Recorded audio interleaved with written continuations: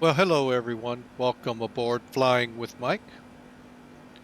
Today we're going to start the flight off in Rome, Italy. And we'll be flying over to an island. It's always an interesting island to me, Santorini.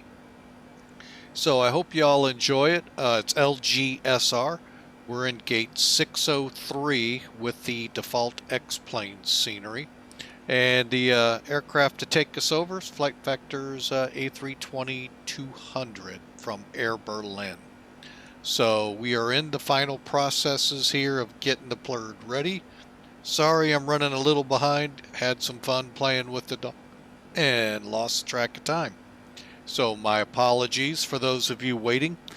Hopefully the flight will make the wait worthwhile. So with all of that said, we've got the fuel truck hooked up, the loader's in place, gates in place as well over the main door, and we actually have the APU on at this time. We're still hooked up just in case we need it in some kind of a problem that comes up. So let's get up in the cockpit, shall we, and take a look at what's going on in the office. Like I said again, we've gone through the preliminary checks, which is the ground power hooked to the plane, thrust levers, engine masters were off, the engine mode normal, selector normal, and those are all located right here. Parking brake, your engine levers, your thrust levers, obviously right here in the middle. Got to make sure your spoilers are up and the white bar is not showing, and the flaps are 0 and not showing, which that time they would not have been because there was no power on the aircraft. As we would have moved up, we would have checked for the landing gear, followed by, hang on, my hat switch sometimes gets sluggish, our 2 wiper switches being off. Then we go into the power up. And basically that is to turn battery 1 on. You're going to get an off indication on battery 2, basically meaning, oh, now the bus has electricity, so now it's going to tell us it's off. Click battery 2, it'll go off. You'll see the lights start to flicker and some of these lights come on. Once that's established, come down to external power, click available. And boom, you're ready to go from there, folks. We then loaded the plane, which we'll get into here momentarily, and then fired up the APU, which starts with checking the fire alarm system, clicking the test. It's a left click on the test, a right click on it to hold it in.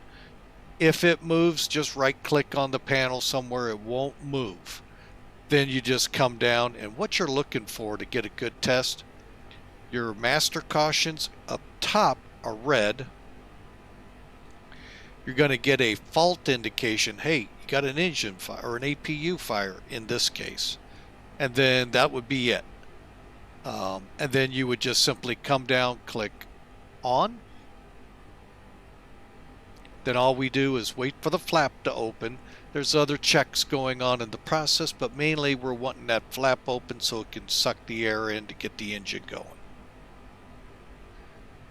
Once it's running, we click the Avail button. That brings the APU now as the main powering unit and now air conditioning unit of the aircraft.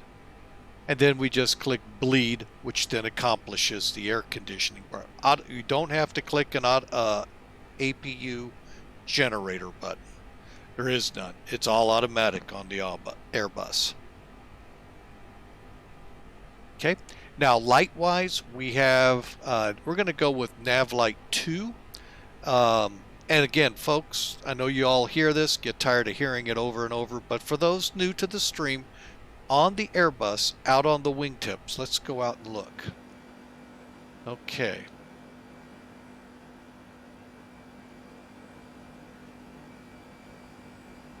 All right, so as you can see here on the wingtip, you have two lights here, and then this is your strobe. I do not have the shark fins. I don't have that Motivia mod that I think is out there. I don't care that the engines are CFM. I actually like them over the IAEs.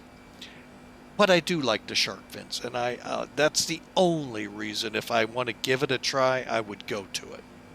But right now, this doesn't bother me at all, folks. But here's where we're looking at. When you're doing your walk around, you're going to come around, look at all of this stuff, make sure everything's in its place. And the big thing up here is, well, you need to see green on the first officer side, red on the captain side. Now, Boeing and a lot of other aircraft, there's only one light bulb in each side of the aircraft. Airbus, they had something they were thinking here. Let's put two out here. Nav 1, which is where you see my cursor at. Nav 2, which is lit here. Now, if you're doing your pre-flight, and let's say this light's not on. Yo, Cap, click us over to Nav 1. If that light's up and the one on the other side is lit up, guess what? Hey, we're golden. Let's go fly. Let's go fly with Mike, to be exact. If the still one light out, we got to call maintenance. So, anyway, that's what's up with that. So, but anyway, once we ensure that, I always turn that on because that also allows people to know, hey, guess what? We're energized. So, looking at my IRS is yelling at me. Let me get down here and get that McDo going. We make sure they're both on, and to get there, you just click to this page, data, and then aircraft status. So let's get over there real quick so it stops yelling at me. LIRF/LG Sierra Romeo. Santorini, Rome. Wink. Turn. And we're going to be Mac 0572. And folks, if you want to track us, we are on VATSIM at this time in gate 603, like I said, over here at Rome, Italy. It's been a while since, been a couple of years, I think, since I've flown out of here. It's a nice airport. There's, for some reason, I guess never found routes that came in here that often. So our cruise index is 26. We're going to start at 29 with a step climb en route. Okay. We're going to go ahead, be nice to the system because it's yelling at us. All right, now we're going to get our winds. And always go to this one and do it again. Okay, there we go. All right, so now the plane isn't going to yell at us, but it is in the process of aligning the final alignment of our IRS system. So the GPS loss that you see here will go away once that final alignment is completed. And no, I have not put a flight plan in. Like I said, I got too much fun playing with the dog here and lost track of time. So, but hopefully we can get things turned around and get out of here. Well, we're going to be late. I'm going to tell you already. We're already 3 minutes from departure time. So let's press on here, shall we? So we've got the flight level. We've got the, going to click the right arrow. There it is, GPS primary. And you can see it here and over here. So to get rid of that, all we do is click clear. And it goes away from the nav display. This one will go away when we click clear here. Okay, so now we'll click that right arrow and we'll do a wait request. And I'm going to do a verification here. 5894. Why aren't we seeing? This has been doing this a lot lately. Hang on. Oh, my bad.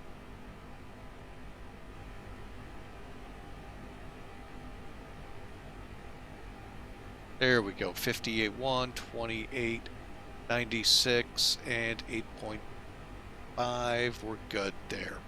All right, and I do apologize, folks. We've been having that problem here for quite some time. Don't know what's caused it or what causes it. But, you know, as always, we'll overcome and adapt to the situation at hand. All right, so we got our weights loaded. We're going to now proceed over to the, I believe it's going to be the perf page. It is. Heading to perf. All right, so now we're going to kind of slow it down just a tad and get into the flight plan here. For that, we're going to actually use Sim Toolkit. All right, Sim Toolkit. All right, there it is. You can see the route now. So what we're going to do here, I'm going to basically go through our flight plan. Now, loadout wise, we'll look at the load sheet. We're looking at a payload of 15,252 kilograms. Now that means we have 178 passengers on board. We also were able to get 300 pounds of cargo.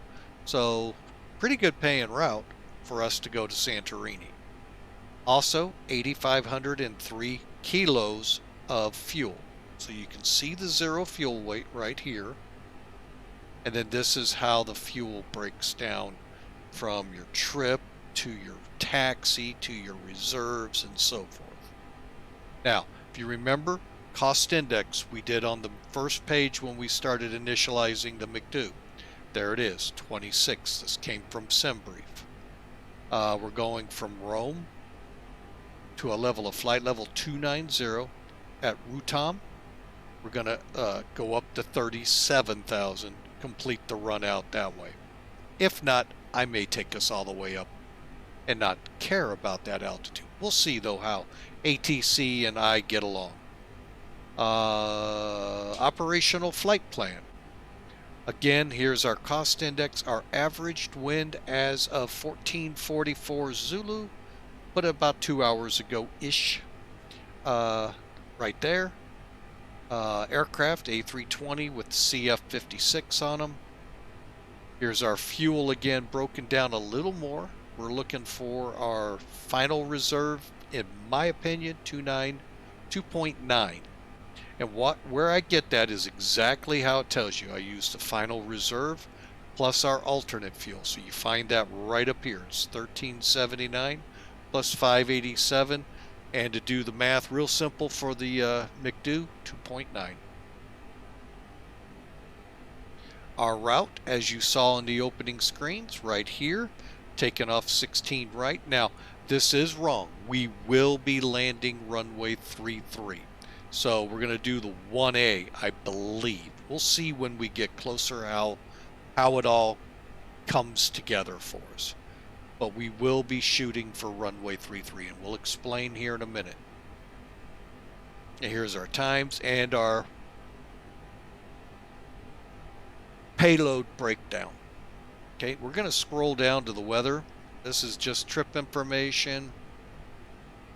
Cyclones, volcanoes, nothing going off, thankfully, in our area, as there is in some other parts of the world. Out of here, we got a 220 wind at 8. Now, Santorini is showing 360 at 20. Duh, that means we're going to come in on runway 33. That is why. So you can see pretty good weather. It's just got a pretty hefty north wind down there. All right, so we'll close that up. And again, we got a little bit of rain showers that we're not going to deal with unless this comes up a little more. Otherwise, the rest of the trip, clear sailing, as you can see. A little over Sicily and down there by Sigonelli Naval Air Station, but you can see no ETC that I can tell right now. We'll check with SimAware and our X-Pilot to find out if we have any. Okay, and with that, let's pull back SimBrief. Continuing on. Now we're going to get TopCat up here. Reason for TopCat. I don't know if that'll pull real quick. Let's try this. There it is. All right, with TopCat, you can see there's our aircraft. Again, CFM 56s. 16 right. It's 12,800 feet of runway for us. 159 on the heading. So we're going to update the weather one more time. 230 at 6. Temperature 21, altimeter 1017. Dry runway, cool. So all we got to do is make sure we're set up for a normal takeoff, air conditioners on or off, whatever you so choose as the captain, and then we click compute.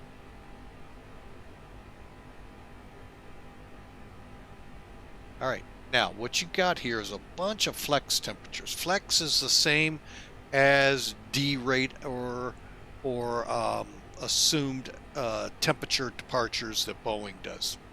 Different words, same general principle. So they're calling us at 68 degrees. It's going to leave us 700 feet of runway. I guarantee you folks will be off probably well short of that. We'll be way back down the runway. So, but anyway, the important things here are 148, 148, and 152, because that's what we're putting in right here. 48, 148, 152. All right, transition level. Did not check this, so bear with me 1 second. So you can also get some other data from a website here. LIRF. Oh, cool. He's been there and set us up. Okay, so we got a 14-foot airport elevation. Transition, 6,000. Now, I am going to get rid of TopCat momentarily. Bear with me a second. I want to make sure the browser comes up on the right page.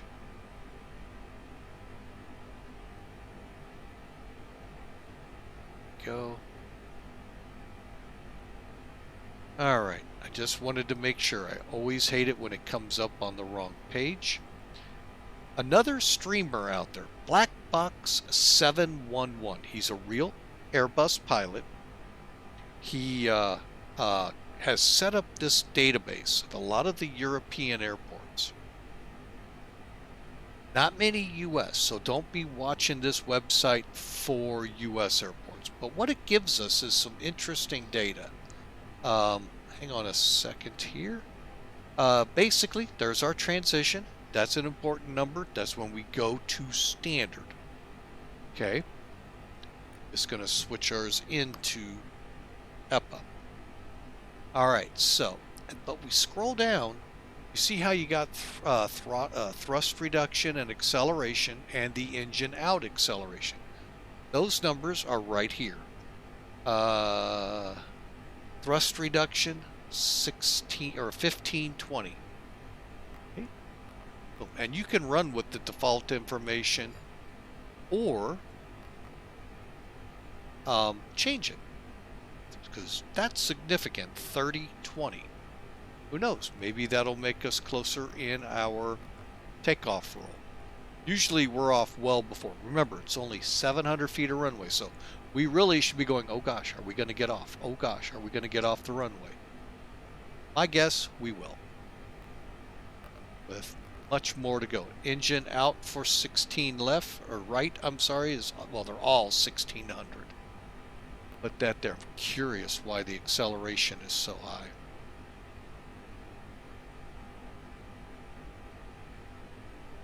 And a lot of people, I'm not sure, are familiar that that used to be a runway. It is the main taxi, one of the taxiways next to 16 left. So it caught me off guard a little bit too, coming in. So, okay, so that takes care of our data down here that we've manually entered. Okay. Go away with the browser, back with TopCat. Okay, and again, we're looking at flaps 2 / trim. Now, a couple places we can get the trim. What I'm going to do,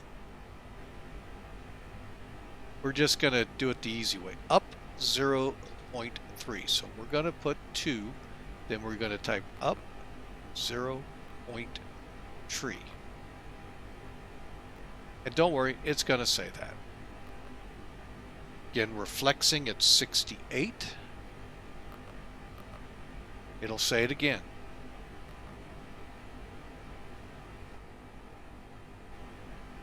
Oh, clicking the wrong lever, sorry.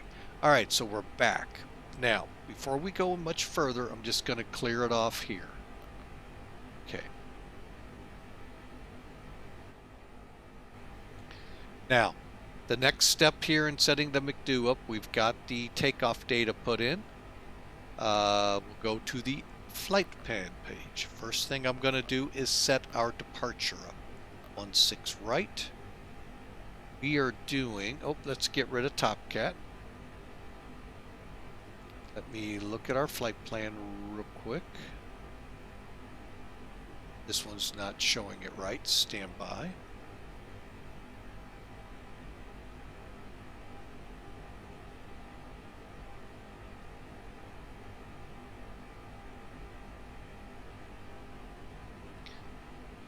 Okay, so SOSA 9B, transition PEP 9B. I believe, yes, PEP 9B.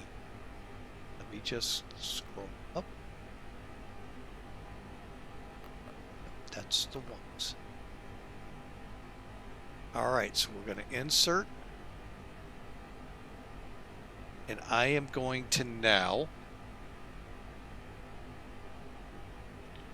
with Sim Toolkit, no wait, I'm trying to think how I want to do this so it all makes sense.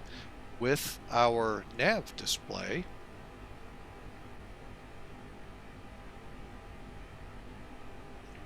step through. Let's get the departure at least up here for you. Hang on a second.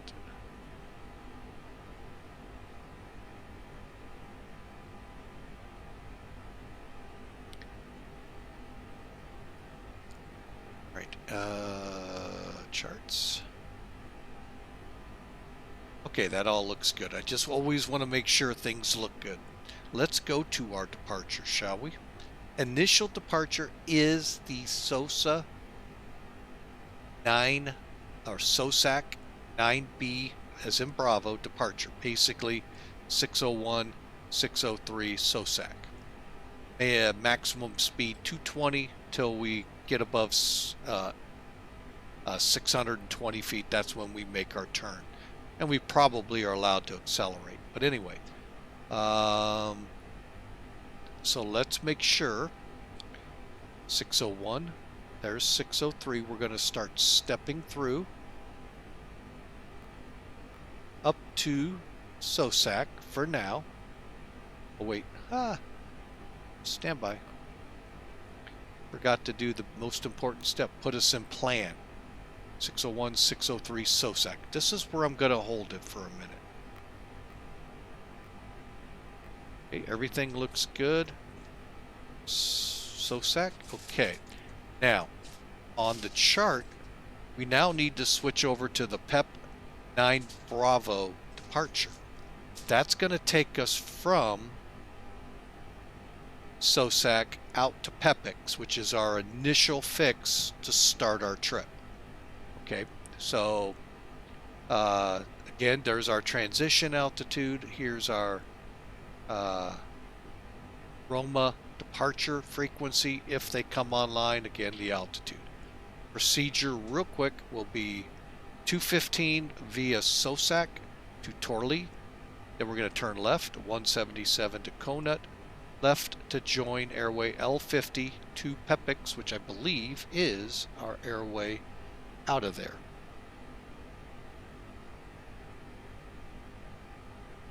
Yes, so from Pepix we'll be on the Lima 50. All right, so you can see the diagram here. We're going to step it out to Pepix. Everything looks good. Now at Pepix, airways, Lima 50. Put that under VIA. That we close at UniXO. UniXO. So Y or U, N I XO.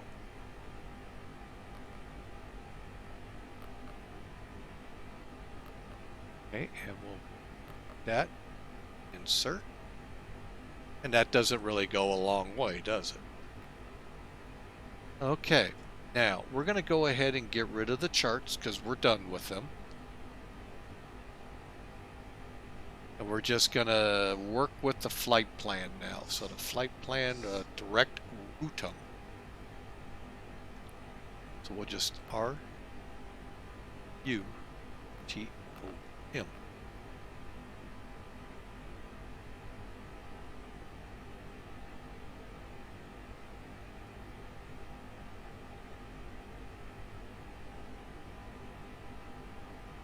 Okay. Insert. Hearing some things behind me like the dog's having a little bit of trouble. Alright, so from Routum, we only have one more airway to put in. Airway. This will be the uniform mic 6-1. Closing off at Pexan, P-E-X-A-N. P-X-A-N. Oops, missed the A somehow. Okay, 2. Alright, so.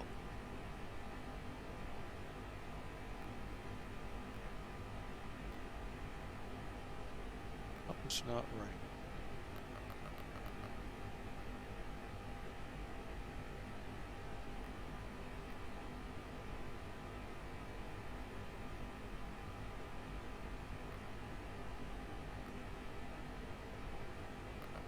Bear with me here a second, folks. I got screwed up with Pexan. Sorry. Like, why is this not looking right? Okay, now my mind's tracking right. Laxo.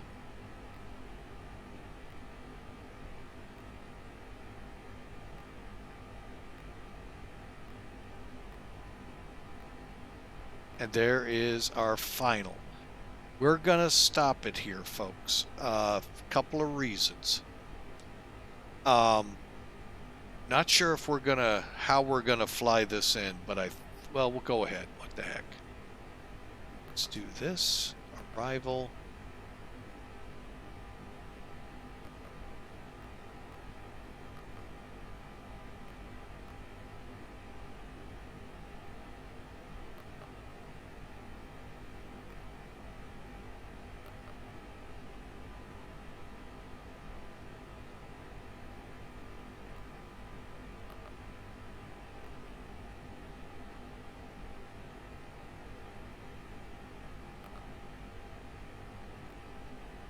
Okay. Going direct, then we're out, do the procedure turn. Let's see if we can clear anything. Okay. Make sure there's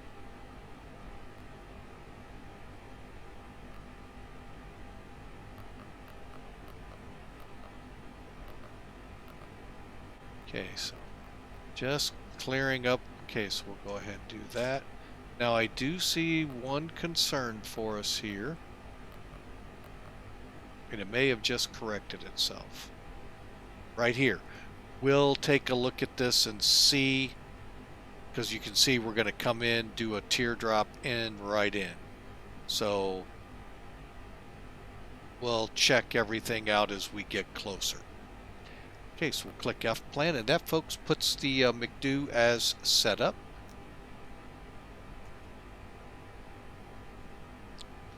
All right, now what we have left is to check out the middle panel. To do that, we just come down to here. I'm going to kick it down. Well, it's not showing up. That's okay. All right, so starting from here, let me see if we've had any. Oh, right on schedule. 1017. 1017. FD and FD LSs are off. Constraints. Okay, and the range are set on both. All right, so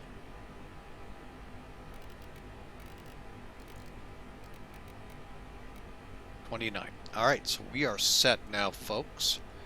We're going to go ahead and start buttoning the plane up. We're going to get ready to go. Hope everyone's ready to go flying with Mike, because we're just mere moments away from pushing back. Let's get back over to here. There's our weather ahead of us. So we're going to go ahead. We're fueled. Remove.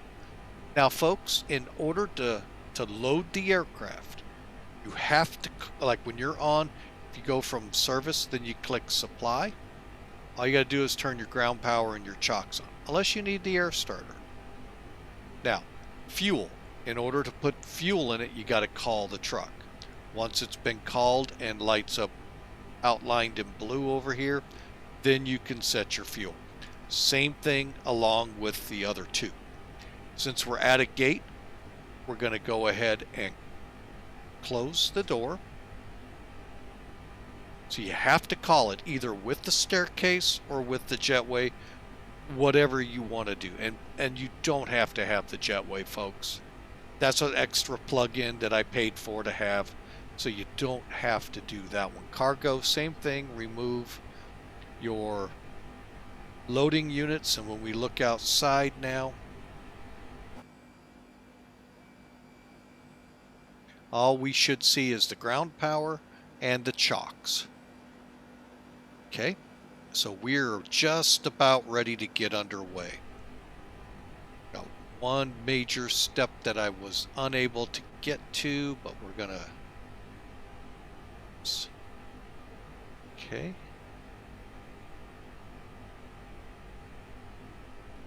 All right, sounds one more time. We will be 14, oops, co-pilot, 48. 148. 152. Okay, that just sets my ACARS program up for the aircraft. Going here, we're going to select. Whoop, went too far. Sorry, folks.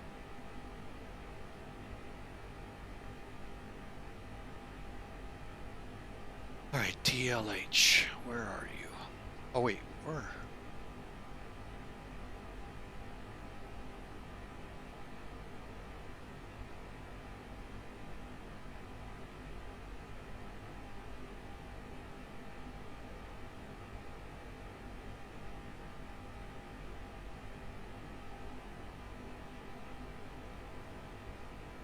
All right, trouble finding the aircraft. Second.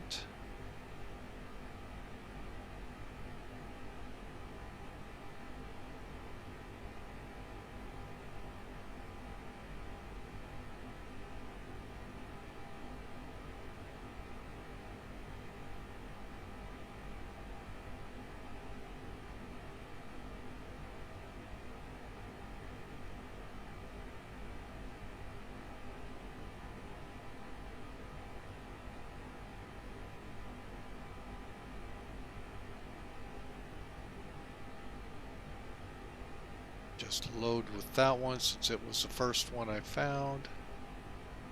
And route.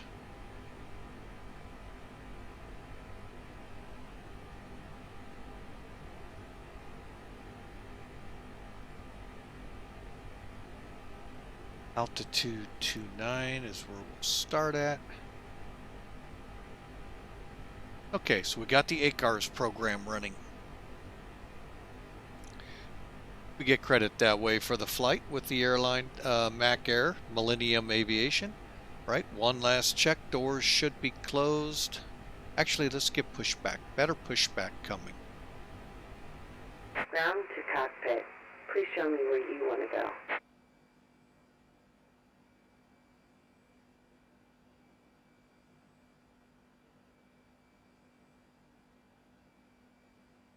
Okay, click, enter. Ground to cockpit. Tow is driving up.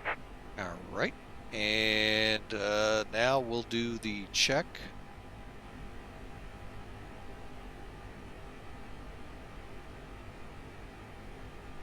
We'll go ahead and pull the chocks.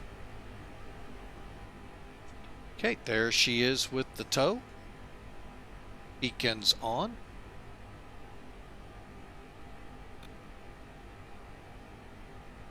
And we're just waiting on her. Real quick, we'll get this set to...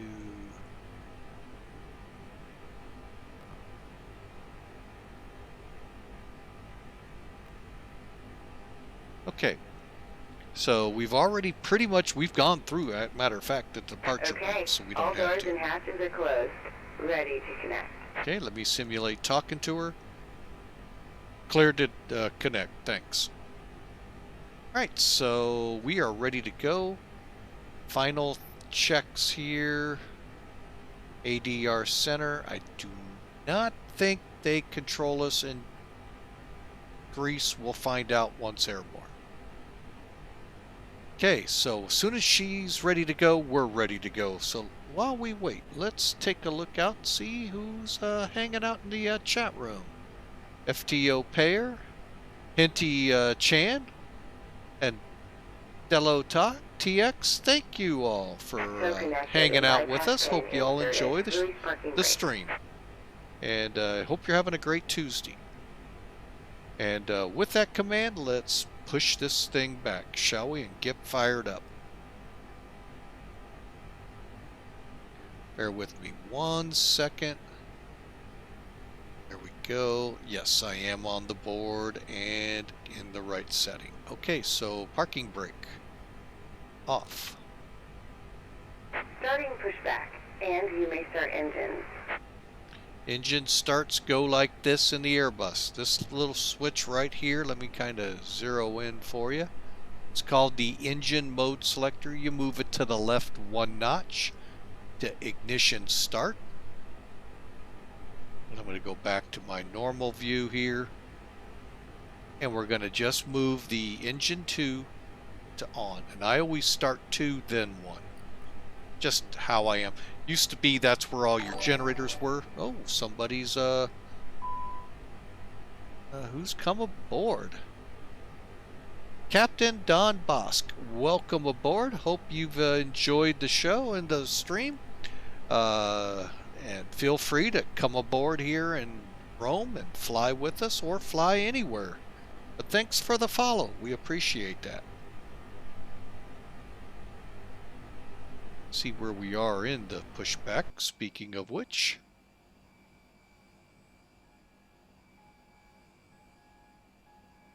My engine not look like it's spooled up.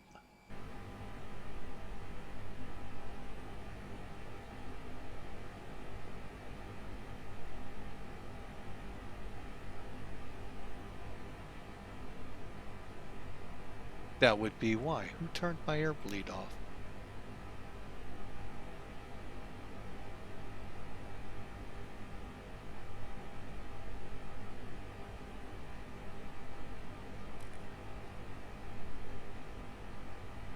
Okay, let's try that again.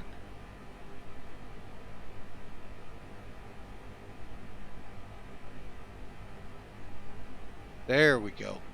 And what we're looking for, I'm going to pull them both up, get them separated. You're looking for it to build here and show building. We'll get oil pressures right here. And then the EGT will light off, letting us know we have a good light off. Somehow my engine bleed, either I didn't click on it and see it turn on, nor the couple of other checks going by it, or something, but we'll get going here. Now we're looking for a veil. Operation complete. Go ahead and set the parking brake. Okay. Parking brake set. Disconnecting tow. Stand by. See the avail? Technically that means I could start up number 1 now. I'm going to hold just a second. I want to let everything kind of get settled.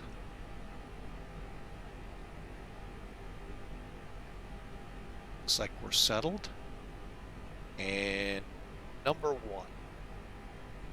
Okay, we got the pressure opening up the valve. And there we go. She's going to disconnect now. Again, we're going to, if you missed it and you don't see the gray bar and you miss the avail, you're good to go. The gray bar just lets you know you're in the startup process.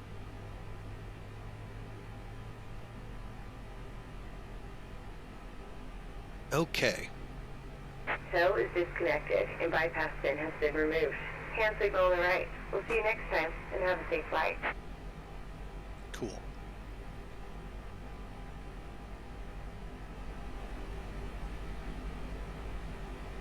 Okay, now in the real world, this step coming up is one of those crucial steps that the air crew want to usually make sure of. The person's going to get out, or one of the ground crew, and they're going to hold up the pen. That pen goes in your nose gear to help them steer you instead of you steer it. So we want to make sure that pen is out, which means all the pins are out, because they may lock all of them just to be safe, and then they'll drive away and we continue with the checklists. Let's see here, we're pretty well stable. Alright, so when the engines get stable, as they are, you can see EGTs are about the same, N1s are in roughly the same location, N2s and all that. We're going to head up to the top panel. We're going to first, this is what I should have seen when I clicked the APU bleed. I did not, and I went through this a couple times. That's all on me, obviously. Okay, packs 1, packs 2 are on. They were off, they would look like that. Then we turn the APU master off. Now I'm going to come down here to the bottom. We're going to go to norm.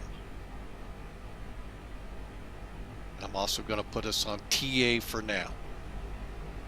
Okay, continuing to be for taxi. Nose light, we'll take care of the lights here in a minute. Brake fan. That is located right next to your landing gear indicators, right up from your nose wheel steering. Turn that on. Auto brake to medium, my bad, max. And that is equivalent to RTO in Boeing. Okay, now we're going to come down to the pedestal again. Big thing you need to do when you look for your radios is make sure that microphone, that's these switches here, is turned on for COM 1. If it's not, and when you try to transmit to ATC, they're not going to hear anything. So make sure that's on. And also make sure you move this. Here, let me zoom in. If I got this set. No, I don't. You want to move this top switch in your TCAT or in your transponder to on. Otherwise, you won't get on the ground the mode C, the controllers so highly cherish. They need you on mode C. So make sure that's on.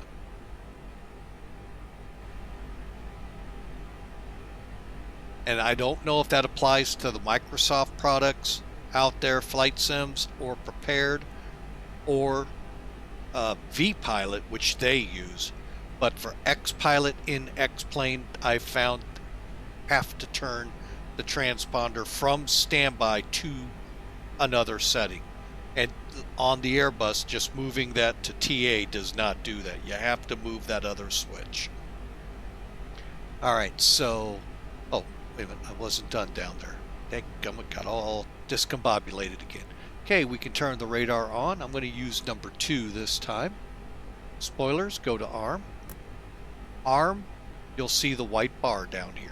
That's not showing, you're not armed. Flaps, 2. And parking brake is still set. We're going to do one last thing here. We're going to check our control settings. And flaps are now set. So we're going to go left. Basically, when we go full right, we want to make sure when we come back to center, they center. Okay. I'm going to move the elevator up, down, again, making sure we center. Okay, and then we're going to go left, right with the rudder. Okay, and then the nice thing here, I'm going to let you see it. You can see what your pitch trim is. And we were to go to 3, I believe it was. Yes, it's right here. If you forget, folks, you put it into the McDo. So, oh, go back to that. There we go. I know it probably would. See? 3. Just a smidgen more. So now we have up 3. Now the G, B, and Y and highlighted around here, that's what hydraulic systems or system is running that item. So for instance, the rudder has all 3 of them. Spoiler, all 3 systems run it. So if you lose the green, you blue and yellow can still handle it. However, you may have other issues with other surfaces. So this gives you it for the surfaces only. So let's see here, and finally let's go ahead and close that, do our takeoff test, and we're normal. Good deal. Let's get going, shall we? Taxi light on. Oh. Come on, hat switch. Don't give up on me now. Okay. Taxi light is a 2-position. Top is takeoff. Middle is your taxi. Down is off. You have also 3-position landing lights. One extends, retracts. Then the top level, they actually illuminate. And off to runway 16 we go. Let's take a look at the chart real quick while we start moving. Since we did not brief this, while we're moving, we were in stand 606, which is right here. We're going to go out on Sierra, intercept the hotel here over to Alpha.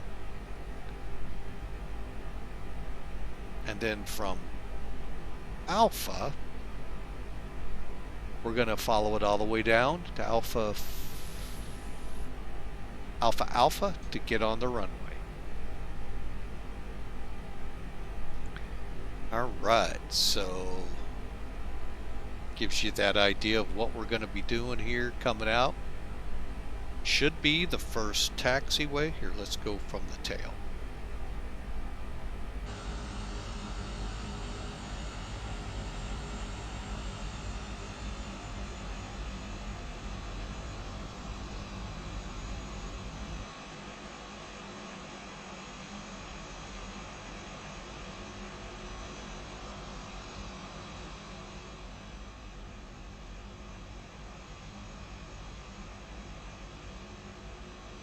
Getting to hotel.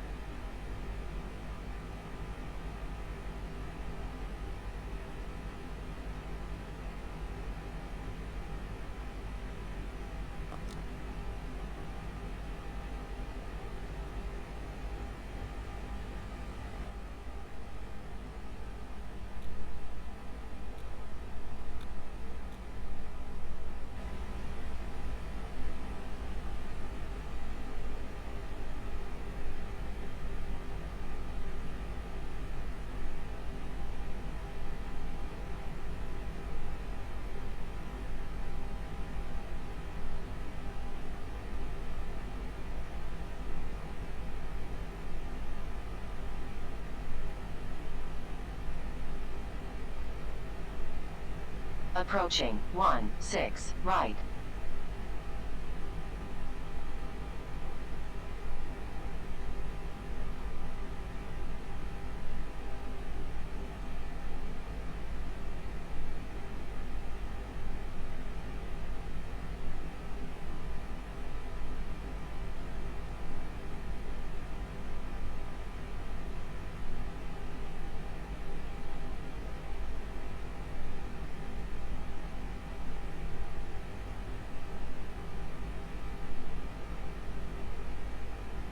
On runway 16 right.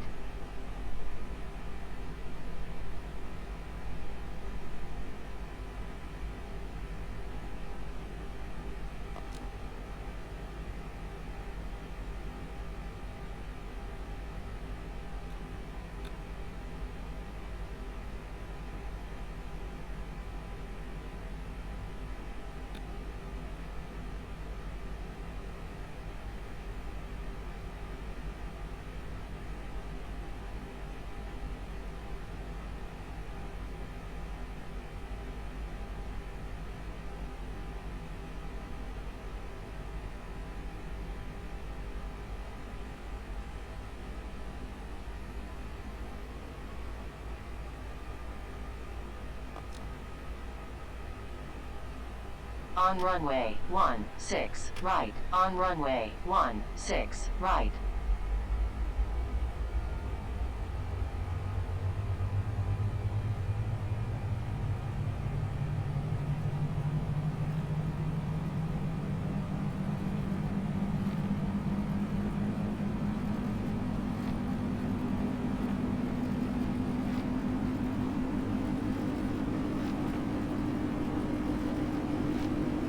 V1, V2.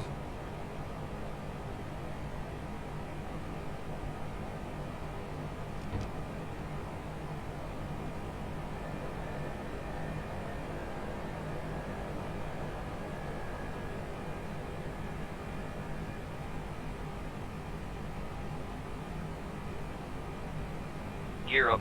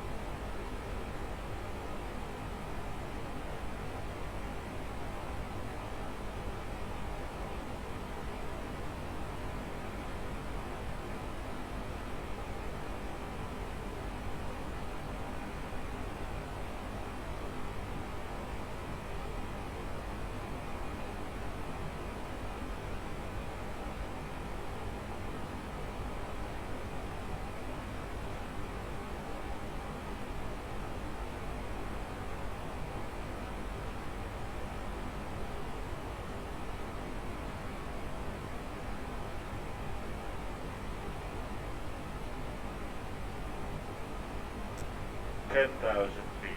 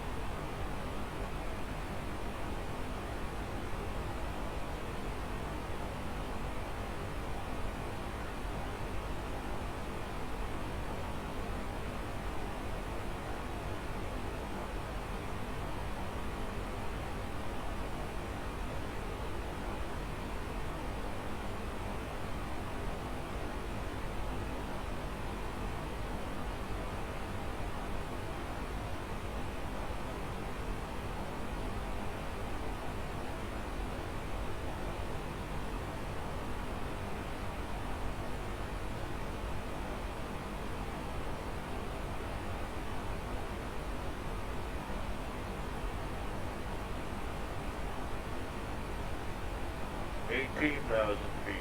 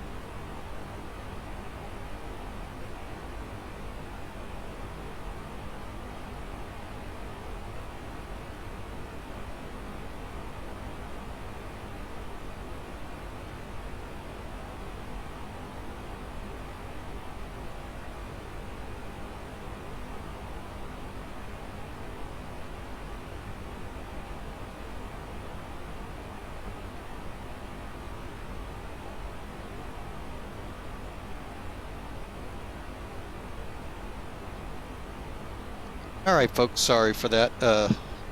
Like, if you're new to the stream and not familiar with the cockpit layout of the captain's or Captain Mike's cockpit here, I'm in one half of the office, my wife is in the other half. She's actually working for Washington University, and I'm just streaming, having a fun time. And I work out at an airport here in St. Louis, not St. Louis International, but Mid-America as a firefighter. So I get 24 hours of on-duty time and 48 hours. That's the goal, but not a lot of times do I get it. So, but anyway, we are coming up to UNIXO, which is where we should be close to. No, actually we're not. We're going to be a little beyond that. But that hockey stick inverted here is where we'll be at 29,000. So let's check out here one more time. No controllers. We are prime time for Europe. Oh, what's this one? LGMD. Where is mine? Oh, they're not. They show not covering my area, where my airport is, where I'm going. So we'll see as we go along, folks. You never know with flying, you know, when you fly with Mike over in Europe, how things will transpire. But Bello TX, FTO pair, Chen, Lindum. Hey, thanks for hanging out in the chat area. Feel free to chat away if you're so inclined. But we thank you for flying with Mike, and hope you have a great Tuesday night, depending on where you're at. Okay. Turn off. Now, this is the no smoking sign. Now, most modern airliners, at least in the U.S., I can't speak because I've never flown on any outside of the country, they would have the no smoking sign as no electronics because there's no smoking on any of the flights. However, European, Asian, African, you know, those airlines, hey, they might. So, but anyway, I treat it as a no electronic sign. So, here we go, making that turn, direct, I believe it's RUTMO.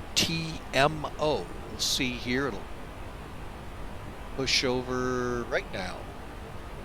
RUTOM, 111, no, 100, correction, 320 miles. Let me consult Sim Toolkit. And folks, if you're not flying with Sim Toolkit, there is another one out there, Volanta, I believe it's called. Folks, these are phenomenal. Now, I can only speak for Sim Toolkit as that's the only one I have and used. Phenomenal, folks. It's free. That's the big thing. It's free. It's pretty easy to use, folks, and I've actually done a video, it's up on YouTube, how to set up a flight in SimBrief, generate the flight plan in SimBrief, fire up your sim, fire up Sim Toolkit, and then take that, put it into the flight plan, and it produces this. As soon as I find the right one.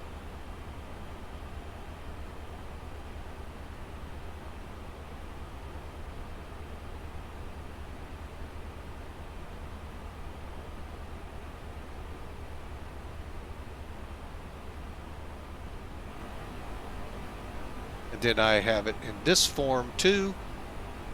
Yeah, unfortunately I've got to get over there and set a mic up for it, but so I can't stay on it too long. There we go. But this is the basic view when you set your flight up. Basically shows your flight plan over here by fix.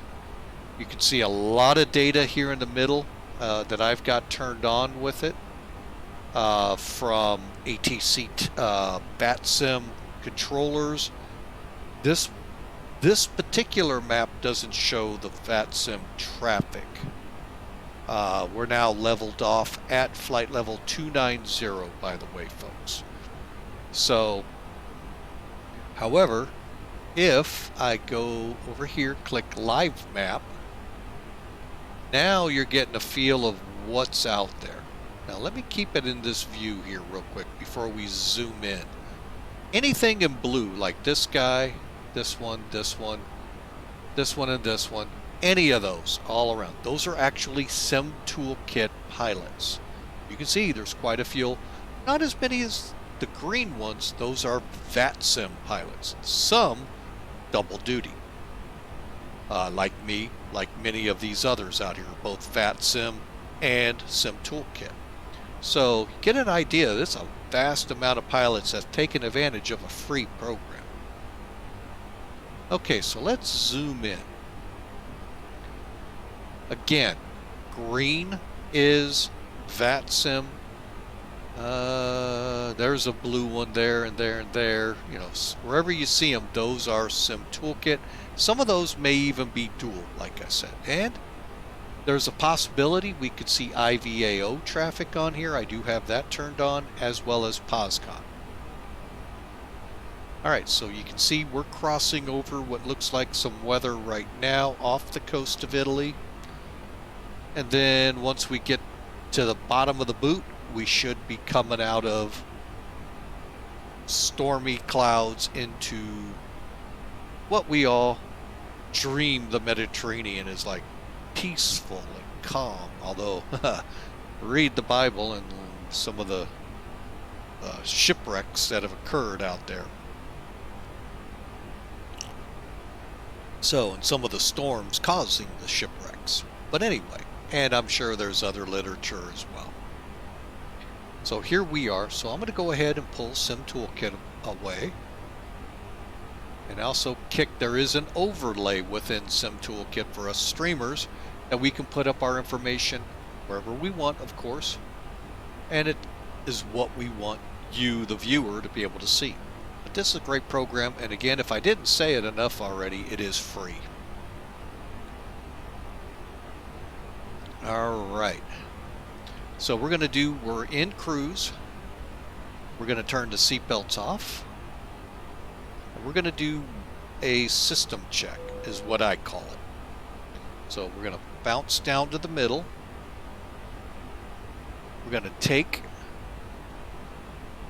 this panel, we're going to expand it so we can see it and we can move with it.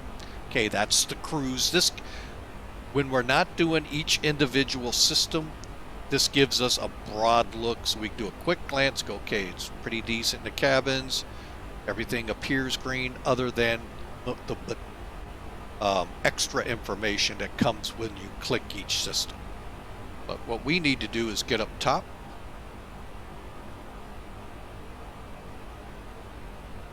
And we're going to move it up just a little.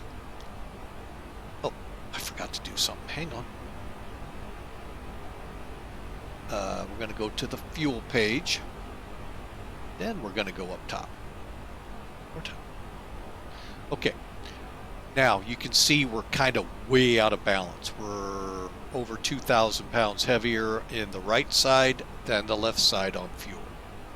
Here's how we even things out. First, we turn the cross feed on. Now, all that means is it's gonna, when we set this up, we're gonna be taking fuel from the right side and putting fuel in each of the engines. So each engine is gonna be receiving its fuel from this tank till we're at this number. Okay, so we're gonna kill the pumps now over here. And by the cross feed being on, you can see how the piping allows 1 and 2 to give fuel. They're not getting any fuel from these two pumps here, which are 1 and 2. Oh, the left engine 1 and 2 pumps. And then we'll just wait for that to get down to 2480. So now let's go back down a little further. We're 529 miles out of top of descent, as this McDo says. Over here, 630 miles from Santorini. So from everything I've seen, like I said at the beginning of the stream, looks like a beautiful place. Beautiful buildings and all from sea to the top of the hill. So I look forward to coming in here. Hopefully it's not one like we had one airport once where we had such a steep uphill that I really smashed the aircraft in on the landing gear about 800 feet a minute, because it's hard to judge. An X-plane, I think, exaggerates at some airports the sloping. So we're getting a little better at trying to work that, because, you know, flight sim folks that come from Microsoft, flight sims like FSX, Century of Flight, and further back, everything's flat surface wise. Now the scenery, of course, looks lumpy, but not necessarily your runway. It's kind of flat, so you don't have to worry about it. Alright, so we're down to 2580. So let's start this. So what I do is I click all. Needed to start over on the engine, sorry. So we're just making sure, one, everything's green, the vibrations look good. Again, right side, left side engine. Our numbers look good, everything's green. Then we're going to click all, make sure our bleeds look good. And I've been told, and I think V1 is the one that alluded to it, some of these valves are not in the right position. I don't know what turns them, what set them right. He's a real guy, I don't know. Cabin pressures. Now I had trouble with this one once. So, but overall, everything, just make sure it's green. The outlets are looking good. Here's your electrical, just lets you know how it's going from the engine generator into the AC electrical bus and the DC electrical bus off both engines. The hydraulic pumps, we talked about this. The green, blue, yellow. These are your hydraulic systems. Again, we're making sure nothing's exceeding here. We're looking real good pressure-wise and everything. Just remember G, B, Y. Fuel. Oh, we're getting close. We'll go ahead and do a couple more. The APU. Duh. That should be turned off and should look like it's turned off. Cockpit. Okay, we'll come back to this because we're real close on the fuel. Let's get back up top. Okay, we're at 2,500. We only have 20 to go. That's why I wanted to get up here. And we're going to basically reverse the process to get back into how we were prior to getting balanced out with our fuel. Okay, turn our pumps back on. Just make sure everything's evened out. Now, both sides, oh, we're still light over here. Okay, so let's, again, that's why we stayed ready to turn them off.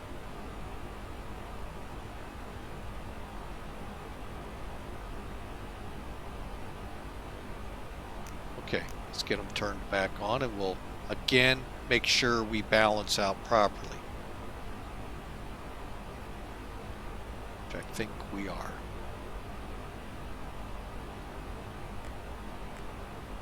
Still not.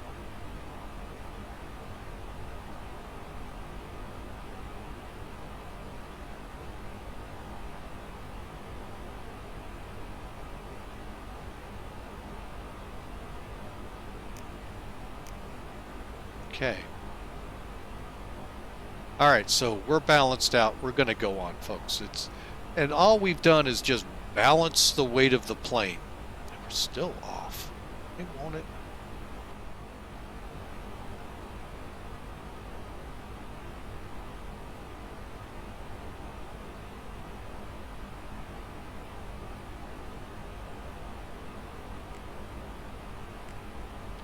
Okay, let's get caught up again, and what I'm going to do is go ahead and shut everything off this time. 50. By that I mean we'll turn our pumps on, turn our cross feed off.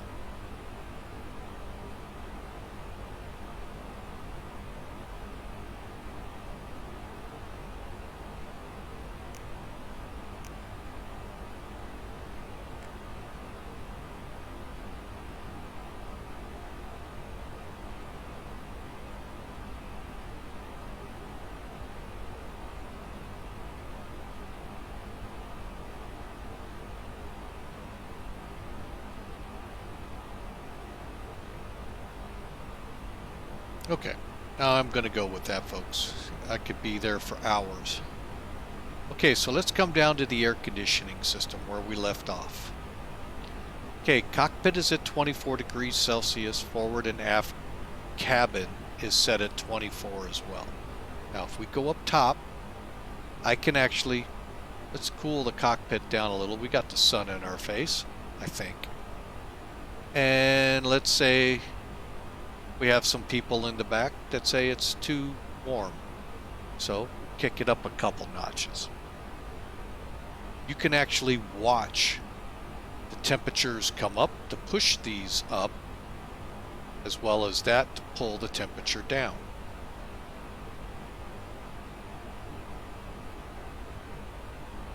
Now we're up to 25 degrees Celsius here in the front and in the back. And for those curious what that number is, Europeans, you know this one. Us that live in the Fahrenheit world, 77 degrees is what it's set for. So it's a little toasty in my opinion, but who knows. Okay, so let's get back down, continue on. And again, we're just, you know, this is a comfort thing, folks. There's nothing else here. Now, the next one up is doors. All it's going to say is slides are armed, and they're in green. Otherwise, you'd see door open, yellow, or whatever. The other important thing here is this value up here. Cockpit oxygen, and that's exactly what it means. This is not behind the cockpit's oxygen. This is what the pilot and the first officer don when the pressure goes, so they can do the emergency descent and not lose it. Losing it meaning consciousness. Wheels show up, doors closed, brakes 00000. These are your individual wheels. Finally, we've seen this page. This is where we checked all of our surfaces, and again you can see the hydraulic systems listed. There you go, folks. That's a system check. Obviously it goes much faster if we do another one in 30 minutes, which I probably will before top of descent. It'll go a lot quicker. Go ahead and set that. Oh, we got 200 miles. Never mind. Okay, and let's get back up to here. And let's go ahead and head on up. Let's see.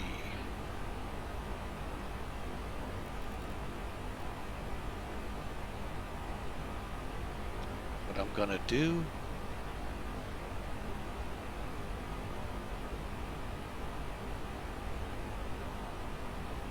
And now we're not gonna activate approach like you all like it sounds until we're either in the pattern or getting close.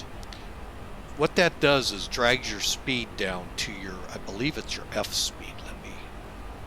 Yeah, it drags it down to 147. So 550 miles, folks, we'd be going at a snail's pace.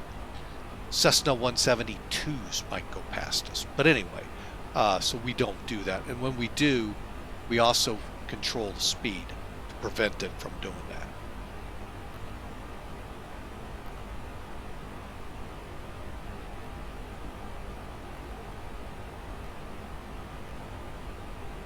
Okay, let's see if it'll do it. Oh.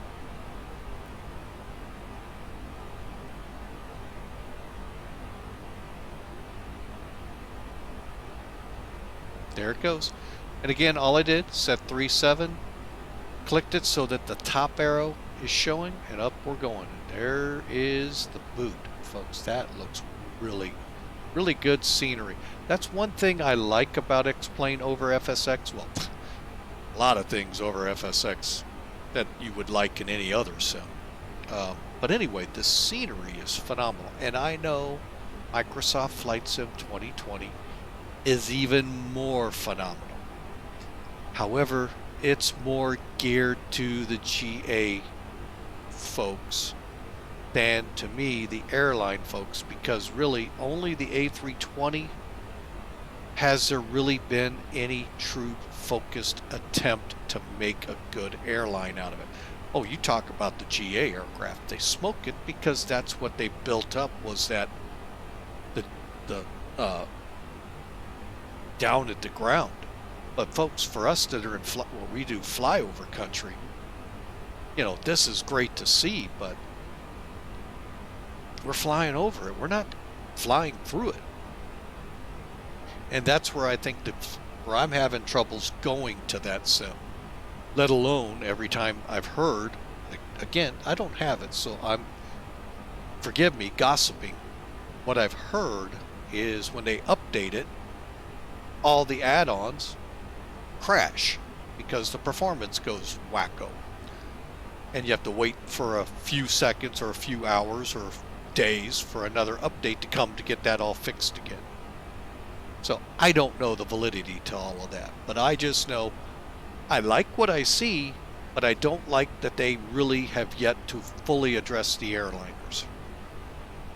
So I would like to speculate some other things. It's not appropriate for here. So I'm going to keep those to myself.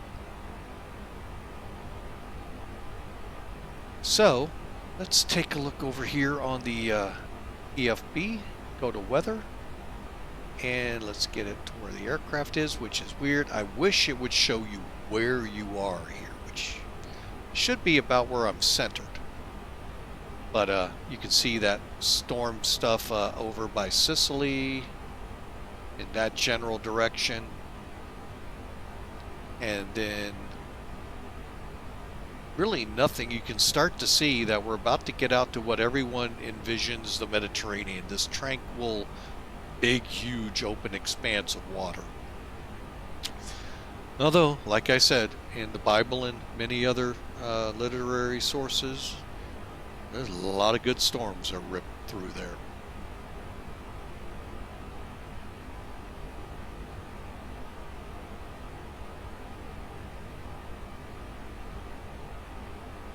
Okay, Sim Toolkit, yep, we're coming over the boot. Got a little bit of rain about midway through going on in the boot. Whether it's hitting the ground, we don't know.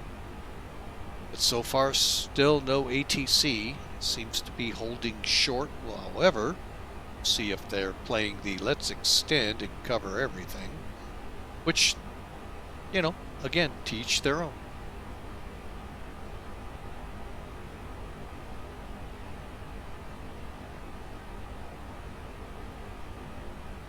Now let me see.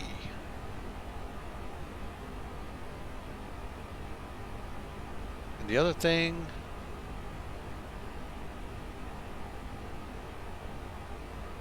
let's see.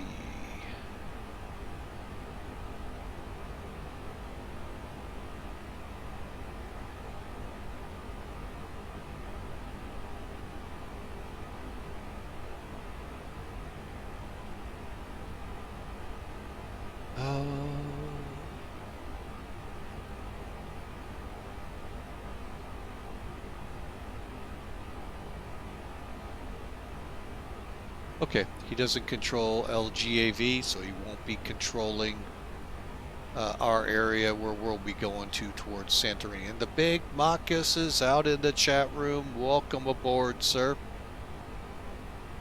Santorini is where we're headed today. Just going across the bottom of the boot for Italy.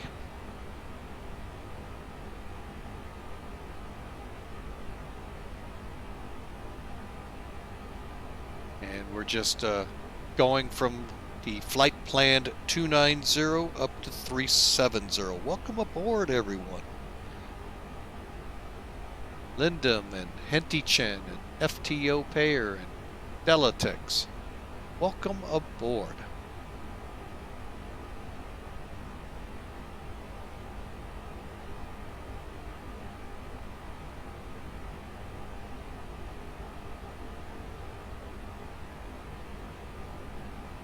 Okay, now today will be just the one flight. I was thinking about maybe doing a second flight, but we have a gospel community tonight with our church, so we'll be heading to that. But tomorrow is going to be kind of a unique day. We've got the Citation lined up to fly out of Roanoke, followed by our Alaska flying that we do. We'll be using the Navajo out of Sleep Mute, heading to the next point. Folks, you can find out where we're going to and from on our Discord community channel, as well as if you're on Twitch, you look in the About area, you'll see our flight schedule. I usually try to get that updated Thursday, Friday, and go from there. Fridays is kind of a toss-up right now. I'm getting a bad feeling I'm going to be called into work that day, but we'll see what happens.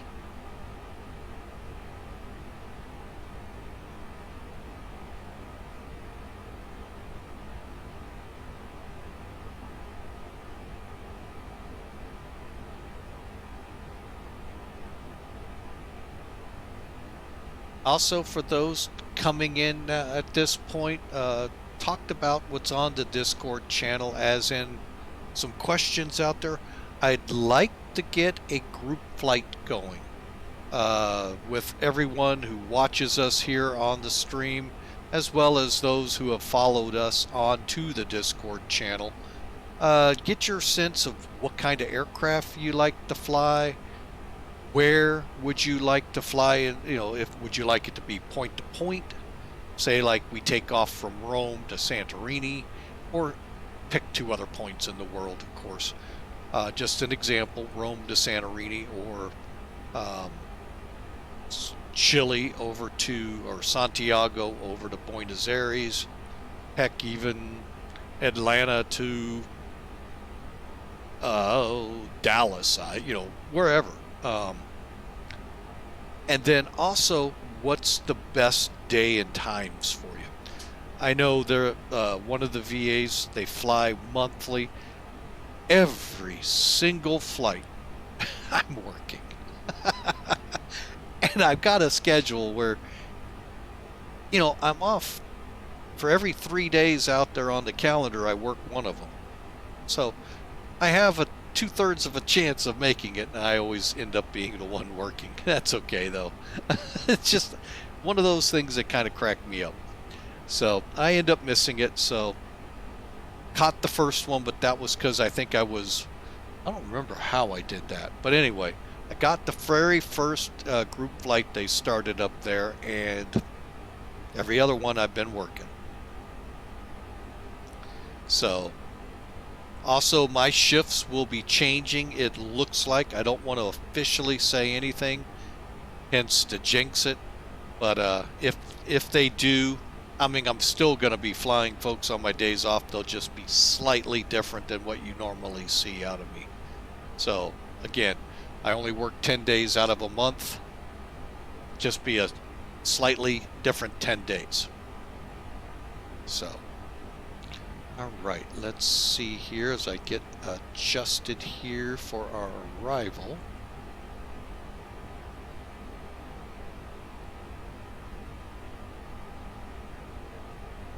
Okay, looking at the clock here, we are 59 minutes out of Santorini. We have now leveled off at our final cruise altitude of flight level 370.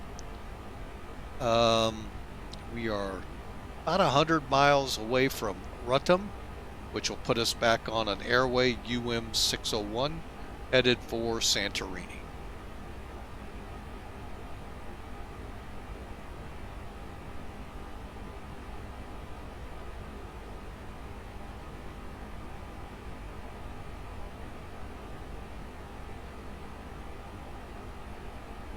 And again, we want to thank this why is this page not showing it? There we go. Captain Don Bosk for following. We sure appreciate that.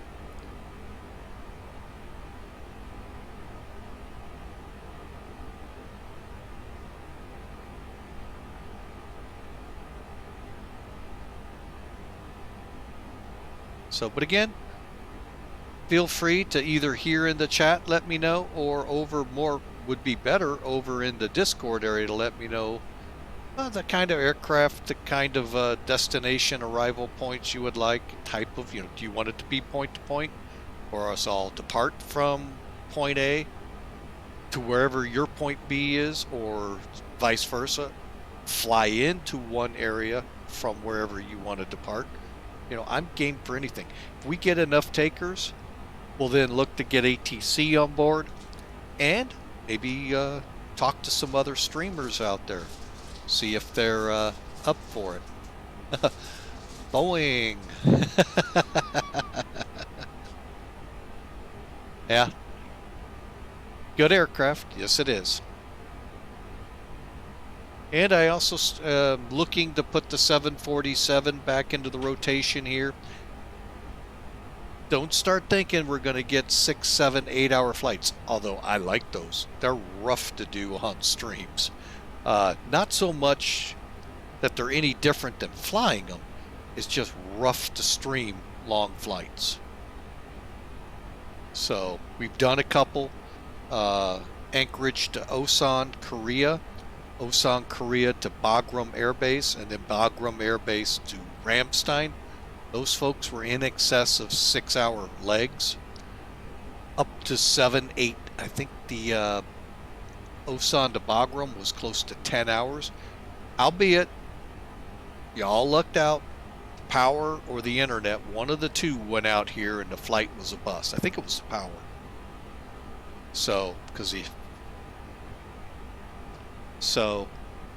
But anyway, folks, it's up there. Would love to hear from you. Love to see what's on your mind as to a group flight.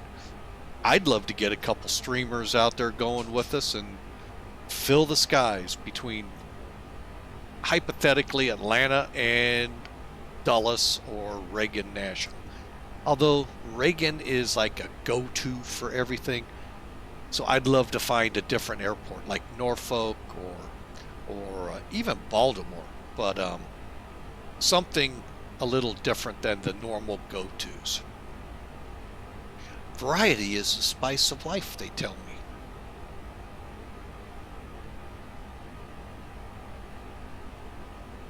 Although I think coffee is that to me.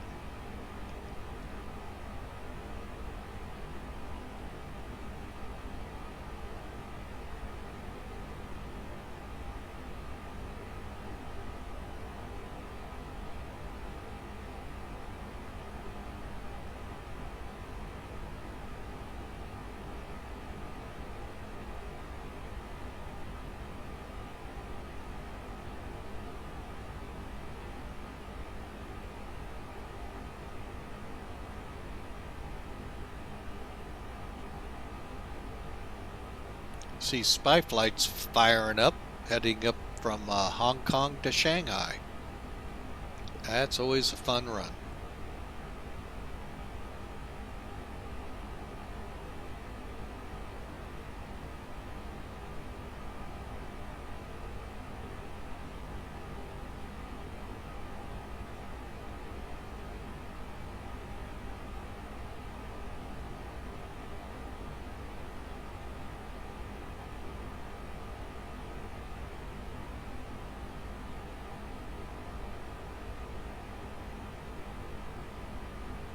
Alright, now I do know some news. Oh, wait a minute, what's going on here?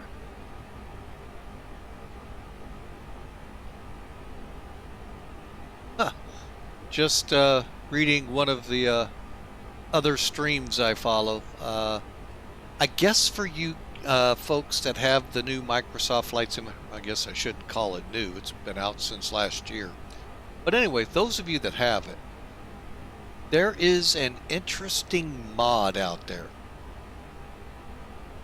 And again, tailored to GA flyers, not so much to airline pilots, airline flyers.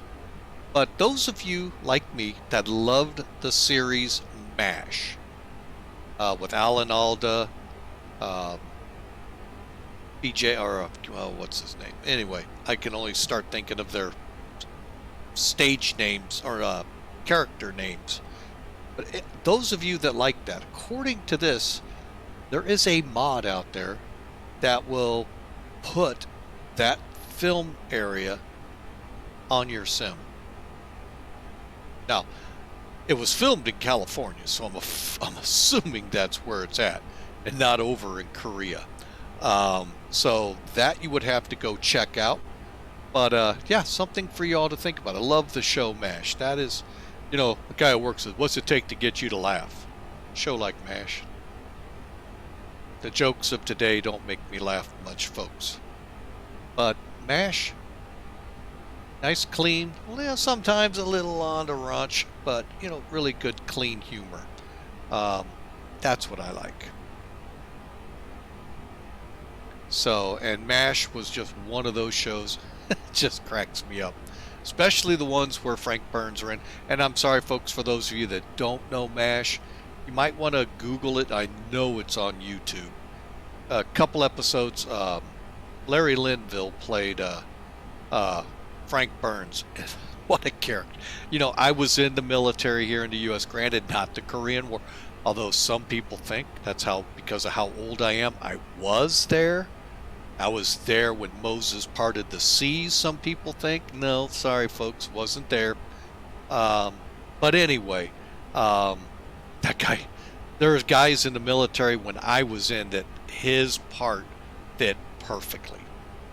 Just like if you watched Good Morning Vietnam, the movie with Robin Williams. The straight as an arrow, I think he too was a he was a lieutenant. Never mind, he wasn't a major. Oh my gosh, those kind of people I remember seeing in the military. And they cracked me up how the satire that went with it. So, but anyway, those of you that like MASH, would love to see it in your sim. At least, hey, you could fly the Bell. What is that? What the heck is the helicopter? Hang on a second. Do it the easy way.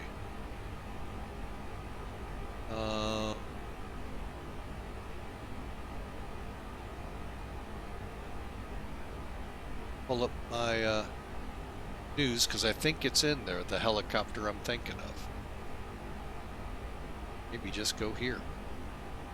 Yeah, there it is. Oh, that's the next version of it. No, that's not it at all. It was from Bell.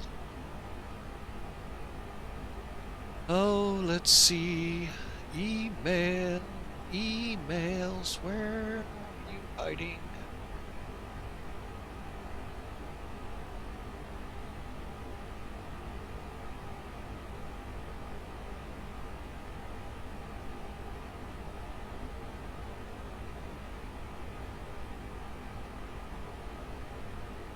Alright, we are going to go there. Let's see.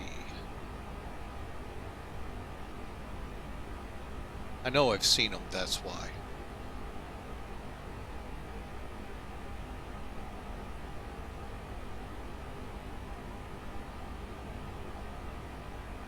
Okay, do it the old-fashioned way. Helicopters.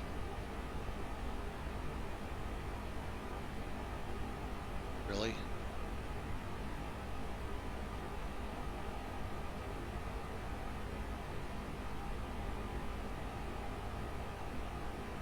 Okay, it's the precursor to the Hueys, I know that.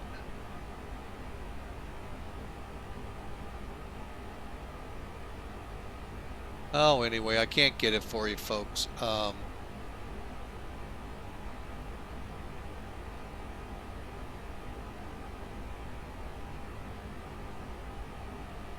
we're going to go to Wikipedia, you know, the most authoritative site.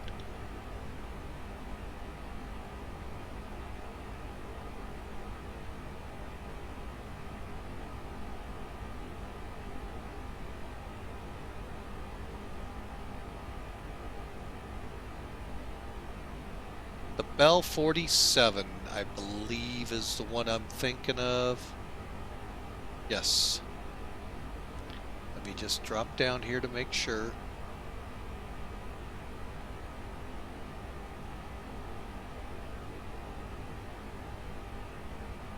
Yeah, the Bell 47.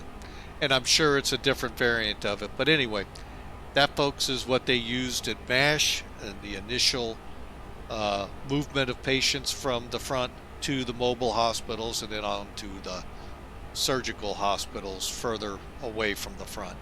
But anyway, sorry for that digression there.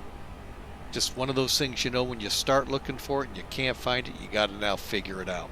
But anyway, folks, that's out there for you with MASH. Other things that's come out, if you're not paying attention to emails or, like some, disregard them. I noticed, oh, how did I miss that one?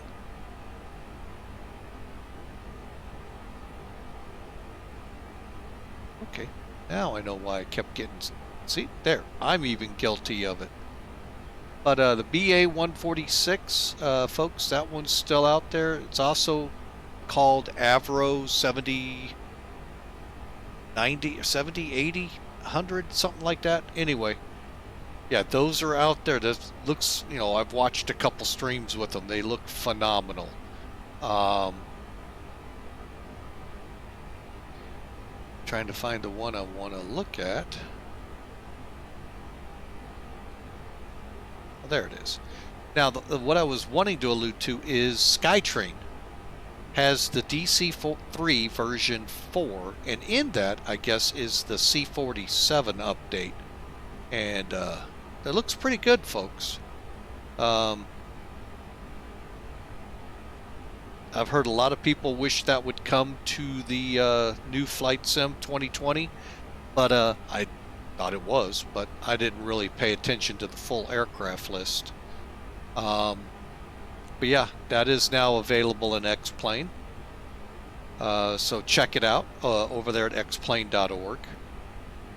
The fun plane that I've heard fly a couple times on VATSIM and on stream, that's really fun to watch and listen to controllers with. This little airplane called the Wiggler.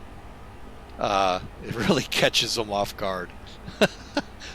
Kind of a weird looking plane too, but yeah, neat. So, also, for those of you that have been waiting for FlyJ Sims release, they have it out there, the Q4 XP, otherwise known as the Dash 8 Q4, or yeah, Q400. So, fun airplane. I've flown the 300Q a couple times back in 2004. I don't think I'll get the plane, but those of you that like, you know, the Dash 8s, it's available. You guys have been, I've been hearing chomping at the bit for this thing. So it is showing here as being out. Airline guys that have been wanting the A340, the Dash 6 is out there. So anyway, some news out there that you all, if you weren't watching your emails that came out from xplane.org, hey, I'm that kind of guy. I'm going to relay it to you. So now over in the Microsoft world, well, not so much the Microsoft world. Hang on a second. We regroup here. So I got to find it. There it is. October news. As we all know from the show, FS Expo, X-Plane 12 is coming. We don't know when, but we know it's coming. So I'm waiting to see. I like what I'm seeing in the Expo videos and all. So we'll have to see what happens, how that comes out, and of course the all-important how much. So we'll kind of watch. Let's see. Wow.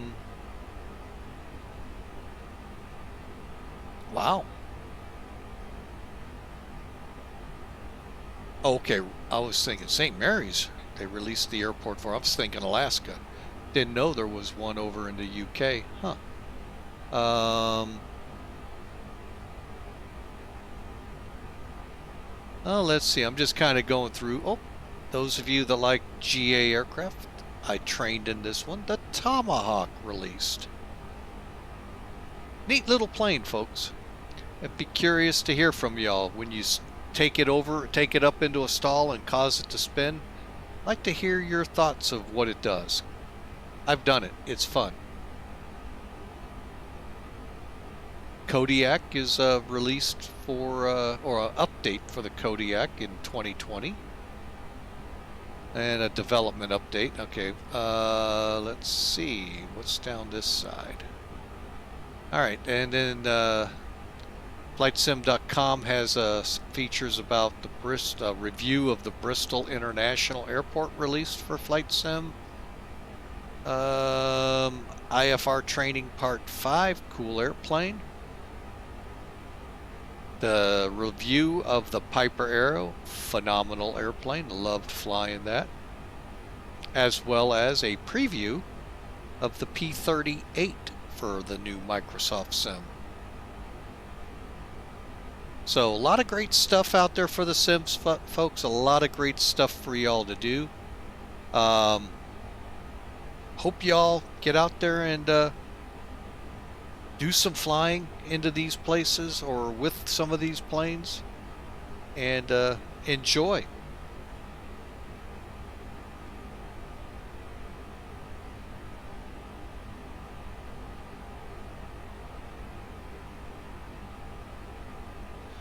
And looking at SimAware, where are we hiding?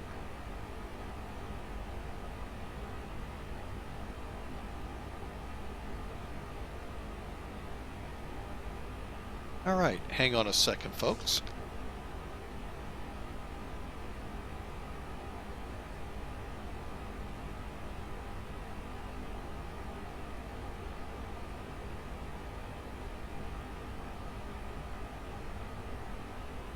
Okay, sorry for that, folks. My ear was just killing, you know, one of those, gotta itch it with your finger and it just, oh, driving me nuts.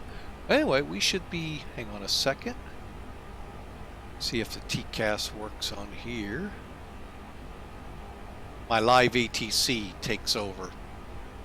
We should be going head to head with a UPS, I believe, 747, 1,000 feet above us. So, may have already happened.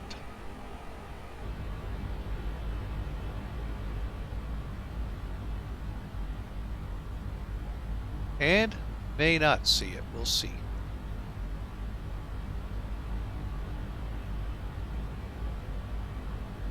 All right, let's get in here and find out how much further we have to go. 200 miles plus we're 300. Let's get in there and get this programmed up, shall we? So we're going to pull up this FMC and go to F-Plan.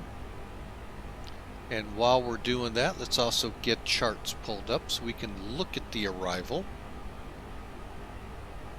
Now we're set up still, that's Rome, for those curious. I should have said, who knows what airport that is. Alright, so let's go there and we'll click the delete. Kind of clean this up. Okay. And let's take a look at the arrival. Okay, so we're going to be coming in from MIL to Pexin. Pexin Direct SNI, which is Santorini. That's our simplistic approach. Now, from there, what are we doing? Be honest with you folks, I was planning runway 15, but with the way the winds are, I don't think so.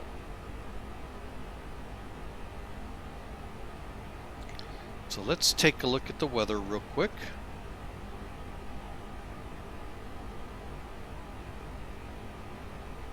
Okay, we're still 350 at 15, so obviously we gotta shoot runway 33. Alright, so let's do this. And we're going to bring this up side by side, and this time we're not going to forget. Okay, so from Pexin, direct SNI. Did I? Oh, I've already got it in there. That we're going to go to 33. Okay, so let's bring the chart up.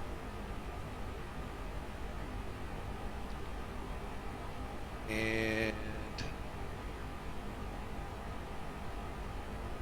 out of curiosity, yeah, here we go. That'll work.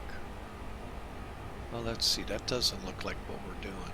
Oh, that's definitely not it. I'm definitely not doing an NDB. Okay, so let's scroll up.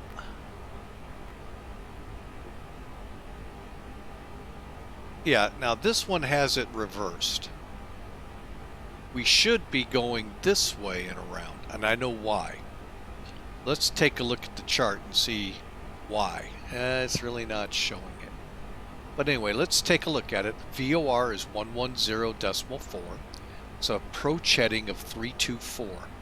Now, we're going to go ahead and take the C and D, which is going to be a heading of 177, 8 miles out, come around, and then come in on the VOR.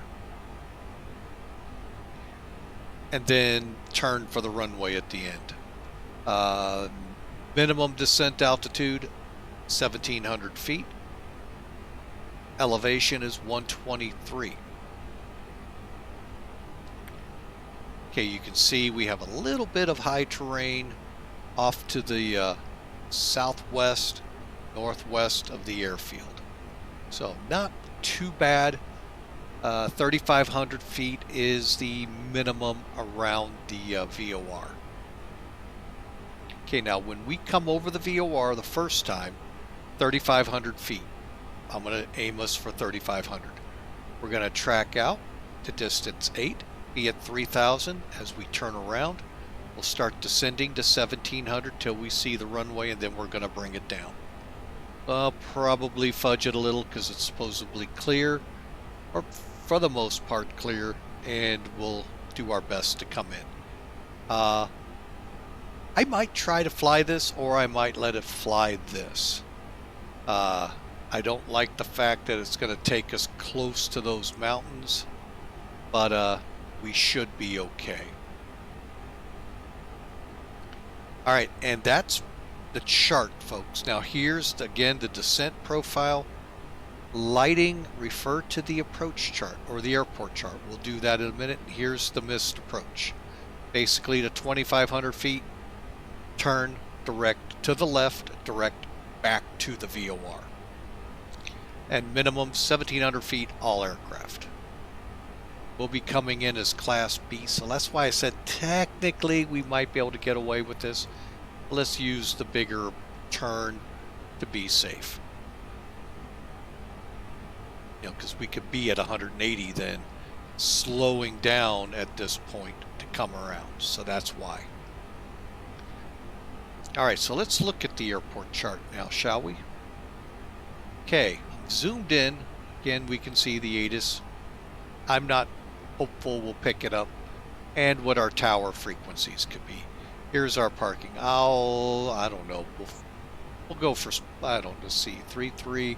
Let's go for spot 3. We'll see how that works out. Runway 33 is medium intensity runway lights. High ALS for the approach lights. PAPIs will be on the left, set for an angle of 2.905. That's all we're getting, folks. Then I don't think there's, oh, down at the bottom, that's for takeoff. We're into landing. Alright, so there you go, folks. Let's oh,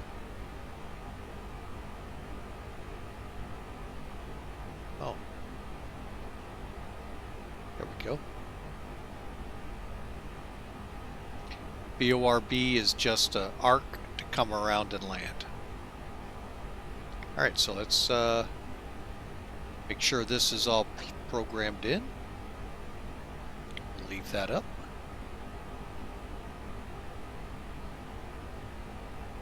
While we're here, let's do Top Cat real quick, get our numbers for speeds. Go to landing. 3-3. Hit compute. Oh, wait a minute, I didn't do an update, my bad. Okay, 350, 19, 10, 18. Alright, folks, 132, 137. Alright, So that's what our approach speeds are going to be. And I will be right back.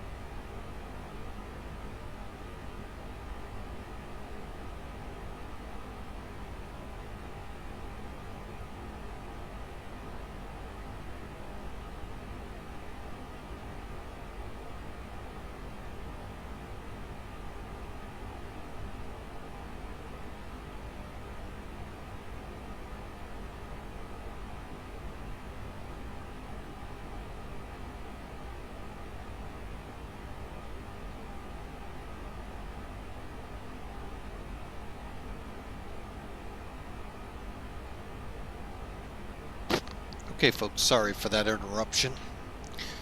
All right, so let's see here. Let's come out of plan to arc.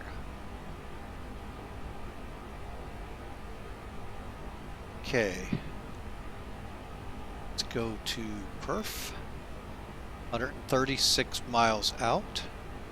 So we got a little bit of time to work with here. But we've got the basics that we know set up here.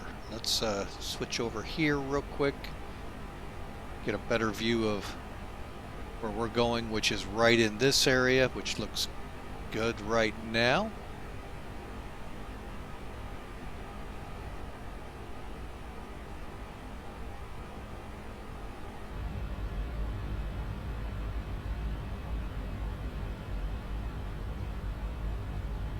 Not really sure what island this is.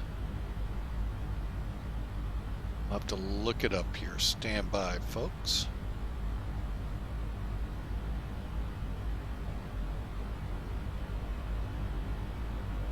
Let y'all get a good look at the Air Berlin.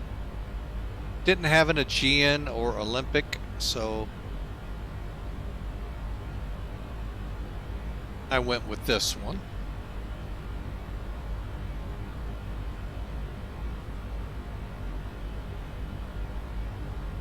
Alright, landmass. Let's see. Hopefully Sky Vector. Oh, it's actually part of Greece. Okay. We're going by... I'm not gonna even try to... Aarxis? That's as close as I'll get. Andromeda. So... Fiber RP, thanks for the follow. We sure appreciate you coming on board. Hope you have a great Tuesday evening, depending on where you're at. Also, don't be shy if you want to join our team, our Discord channel, so you can chat away with us when we're not streaming. We're trying to build that up a little. Feel free to come aboard there. No, I don't think I've seen the Discord channel come. Oh yeah, I did. It did come out. Well, hang on. You know what I'm going to do? I'm going to beat Nightbot to it.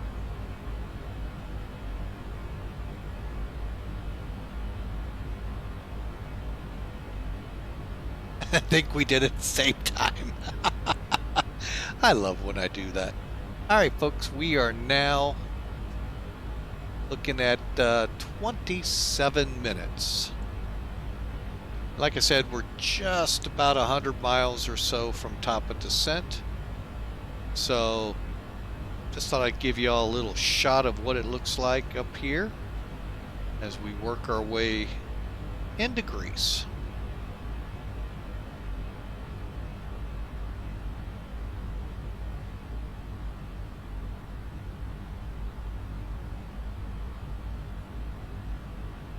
And yes, I left my wing lights on at night.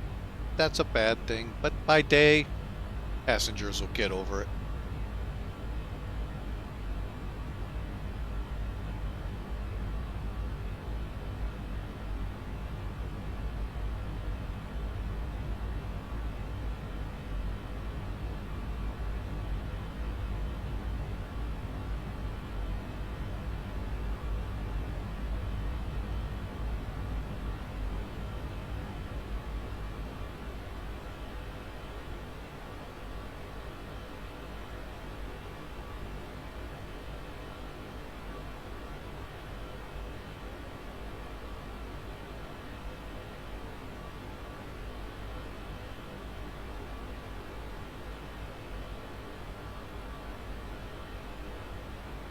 Alright, so we are slowly getting to our top of descent point.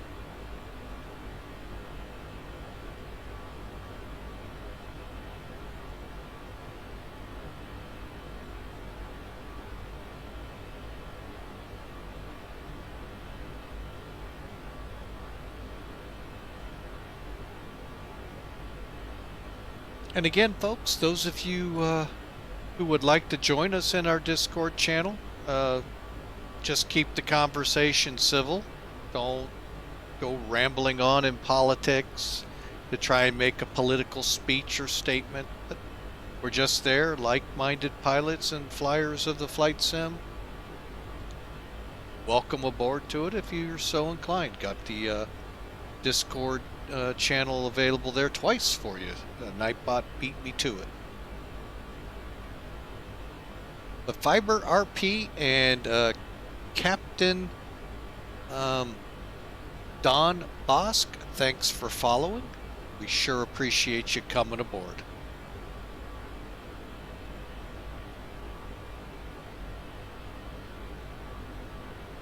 All right, let's get into the cockpit.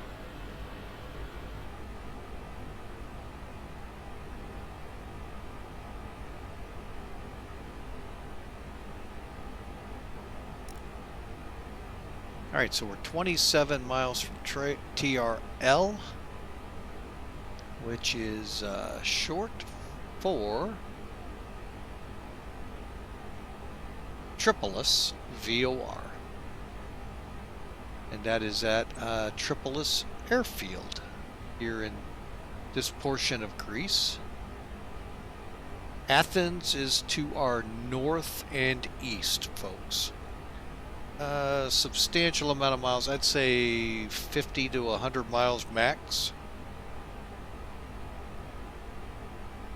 So pretty much that general direction. Pretty good scenery. I have to give, I always do this, X-Plane does a great job with the outside the city sceneries. Inside them they get kinda, I'm not gonna really dog them too hard, but they don't do a great job. Hopefully X-Plane 12, they beef the cities up a little bit. I'm already liking some of the aircraft that are slated at this moment to be default. So, like I said, it all depends, for me, the price tag. And I'll wait a couple months to see how it comes out. I doubt I'll jump right out of the gate on it. I might. I don't know. Well, you know, time will tell. But folks, I just love having you all aboard. And here in about 25-30 minutes, we, and of course that'll adjust as we start a descent, but we'll be coming in for landing. Anytime now, folks, put your predictions in for the landing.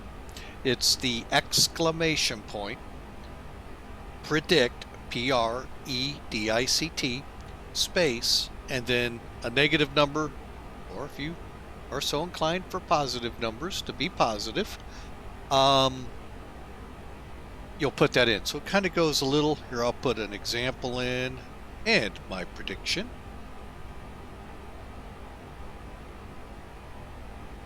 The Big Macus is in. Did I take the same one? No, I did not. There it is, folks.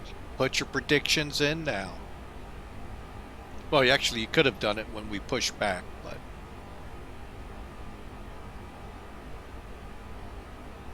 we should be on the ground here, as they're saying, in 30-ish minutes. We'll see how that goes.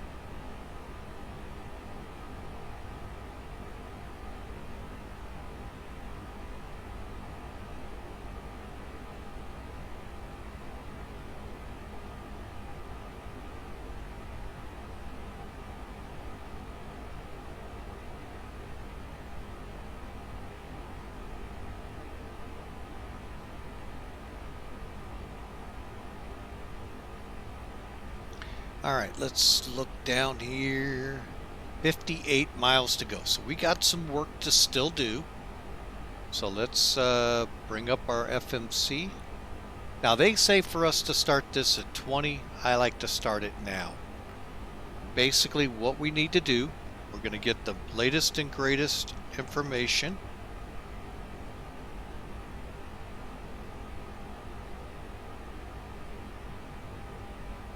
Okay, so the QNH as of 1850.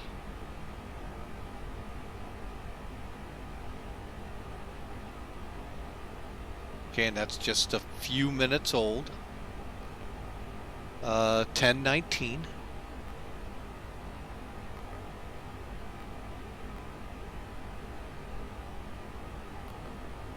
Temperature reported 1919, and the winds still 340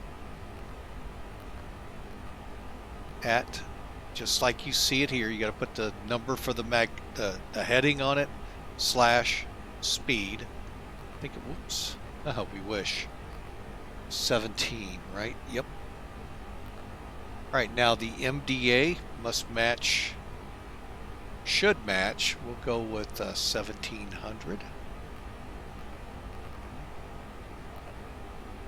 And we are now set up. They're showing 133. Well, what we're going to do is update Top Cat real quick.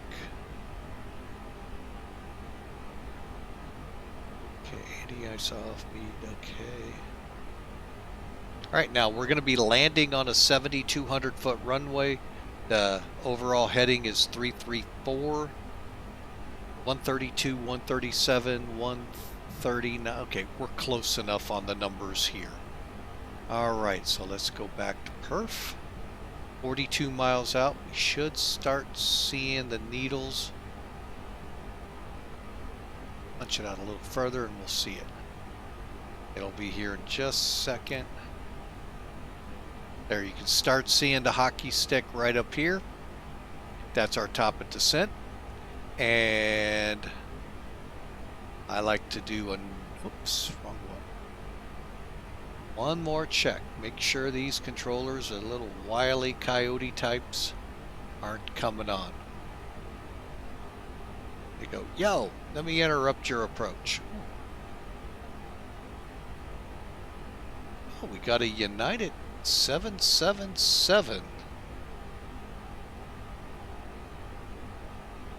Way below us. Let's see if by chance we can't see that real quick.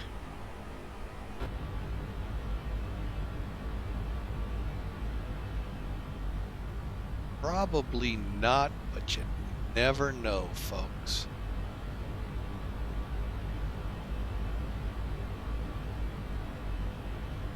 He's headed for Athens, by the way.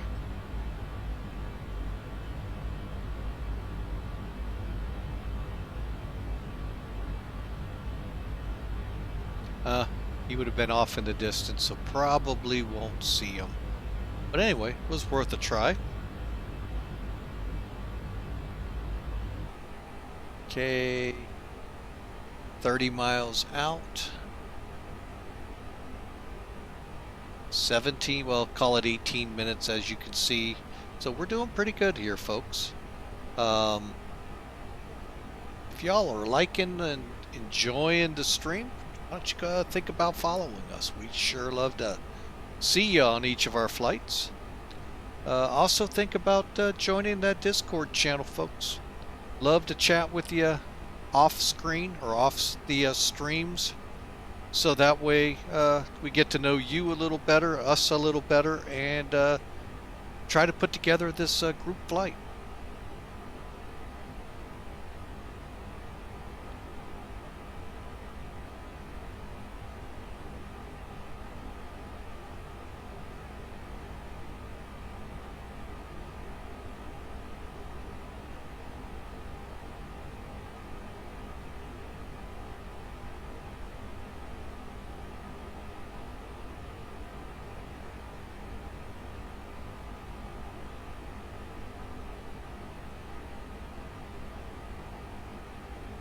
Okay, so let's get into the checklist. We're within 20.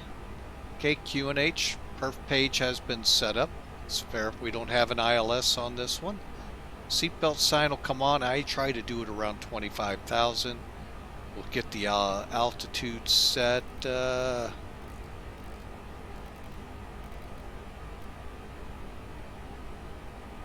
4,000.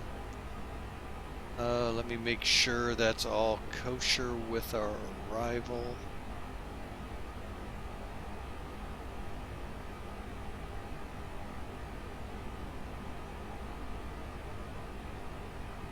Okay, I don't see any altitude constraints. Only one is the 3,500 over the VOR, so we're good. Okay, so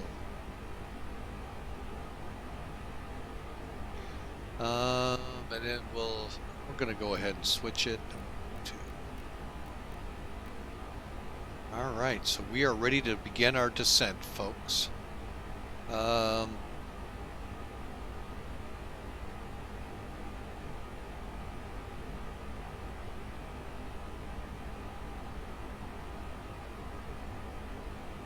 Milos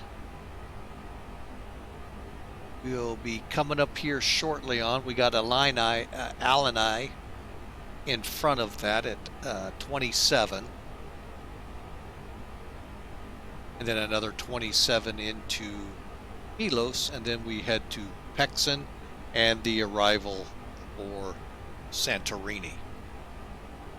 Okay, so we are just about set here.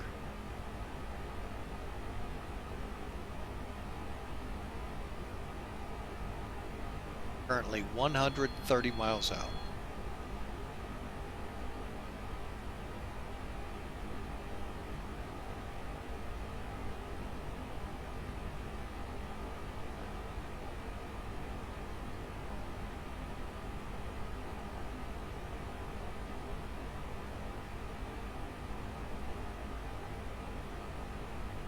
Okay, so we've started our top of descent. And we're going to just be sitting on the side here. My wife has a call, so we'll be right back with y'all.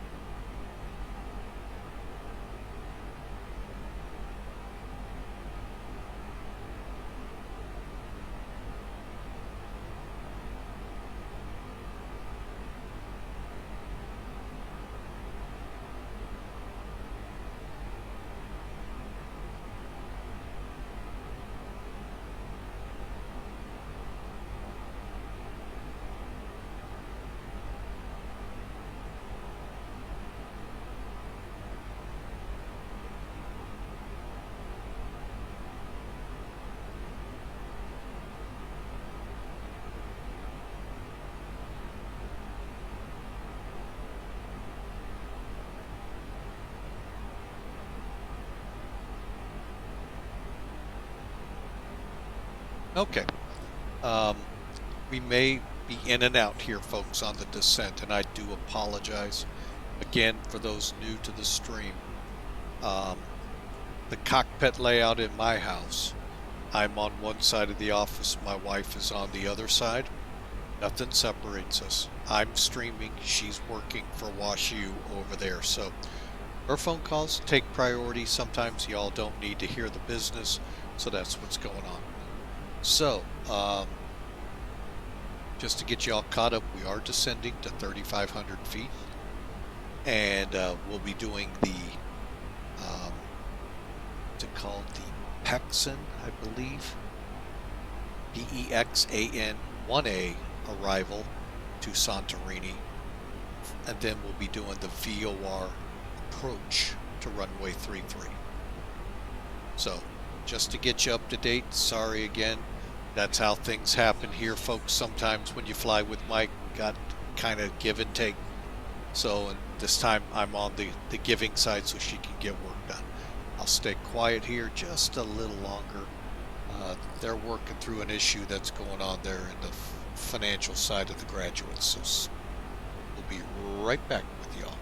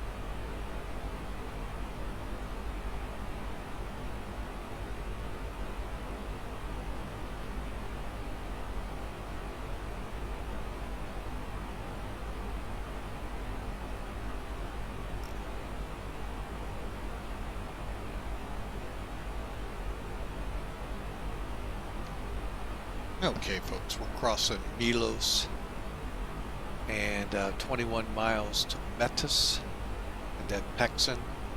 Then we're heading for Santorini. Doggone it.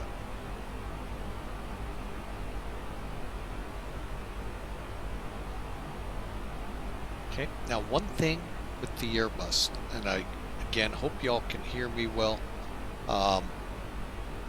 20, where you see this 21,000-ish, this line and this line, that's where you want to keep the green ball.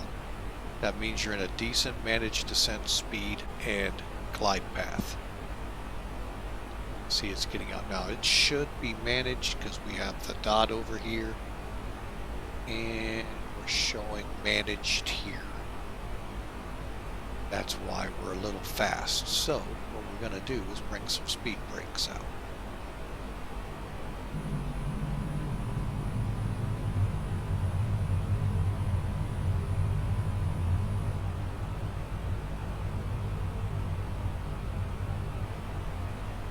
Okay, and now we're back in, and we'll wait for the speed to catch up.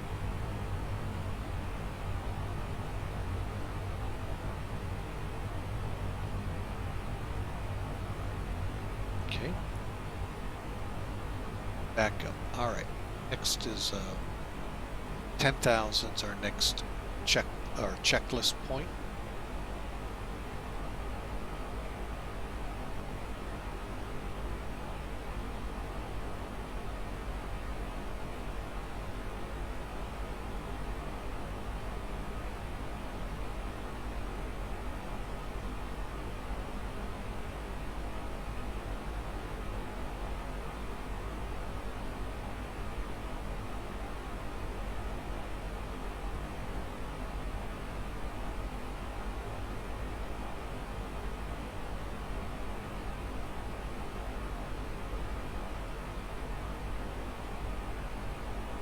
Okay, and you can see kind of the islands 18,000 feet. stacking up. We don't worry about the 18,000 out here. That's for the U.S. and North America.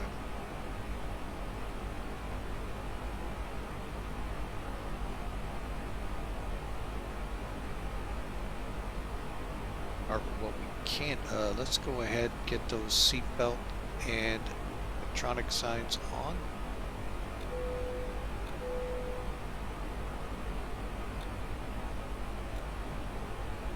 Those armed. All that means is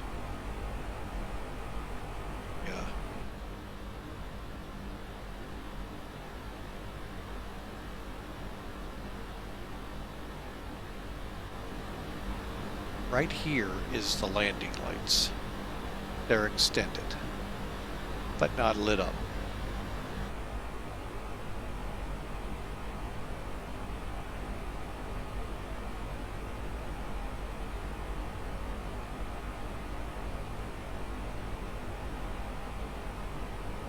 Okay, Pexin, which is our initial, is coming up.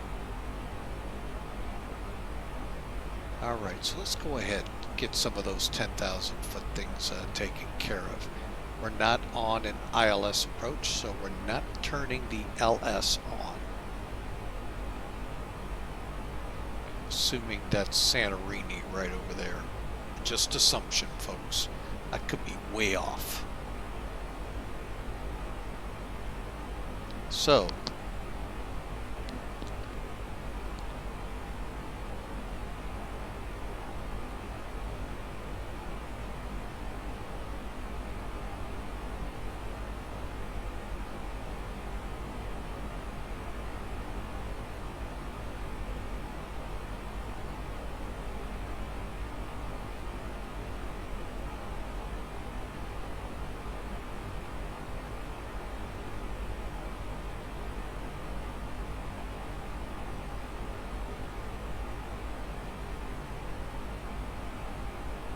alright, ladies and gentlemen, flight attendants, prepare the aircraft for arrival.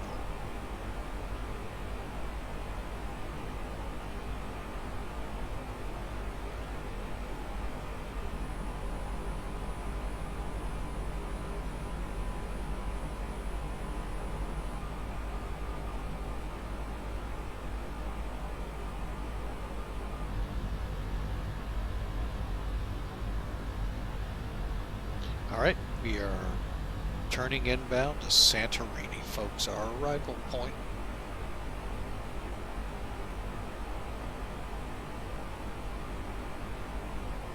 I guess that's our scattered deck we're forecasted here. That was base 2,500 feet.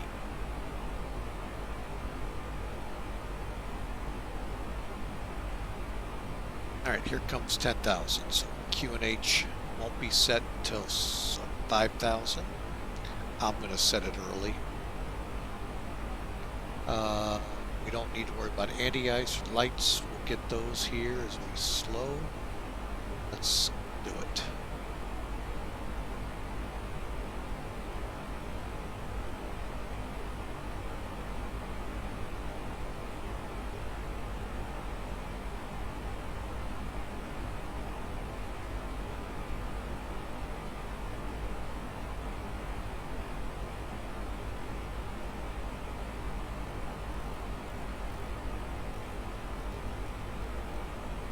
Okay, let's get those speed brakes out.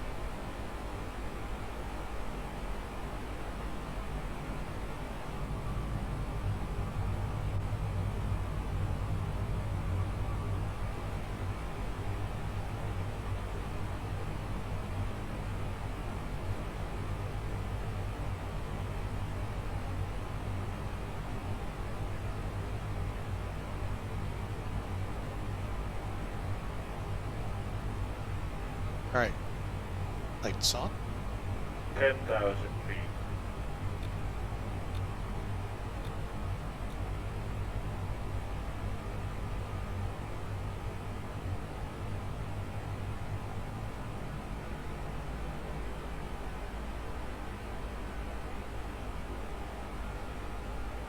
Okay, here we go. Descending in.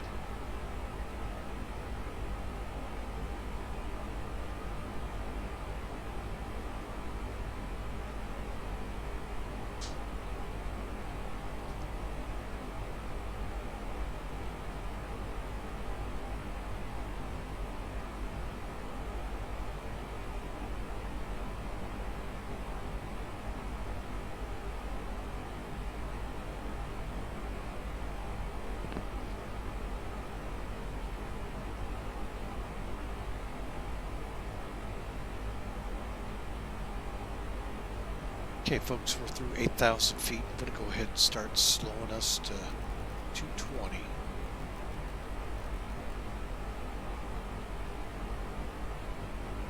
And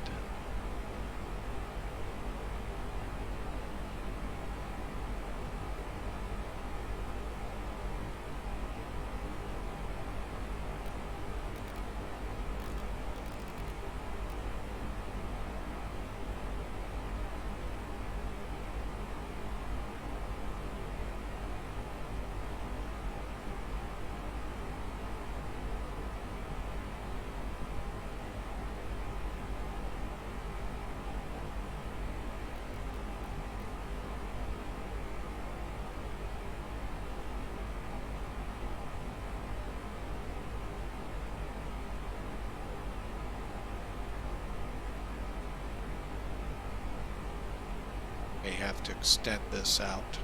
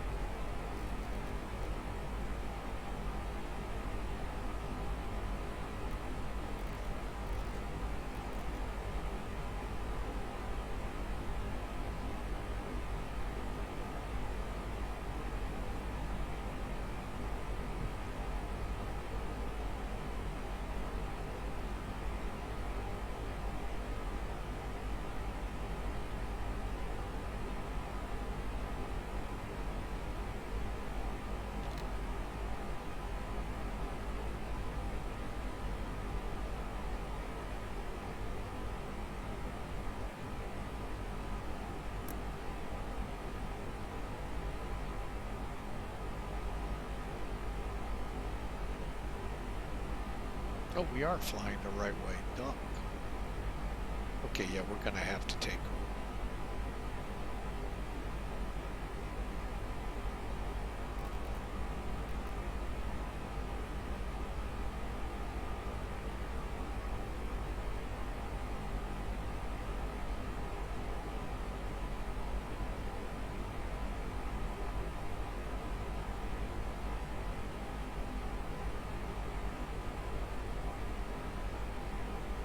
Unless I can knock off this altitude.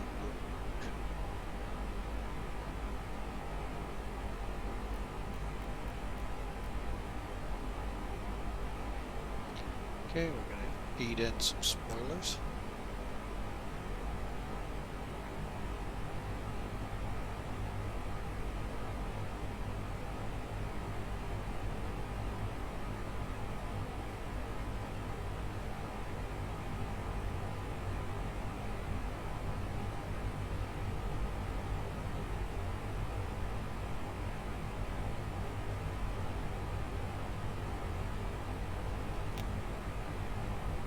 Don't want to overrun the speed brakes. Okay.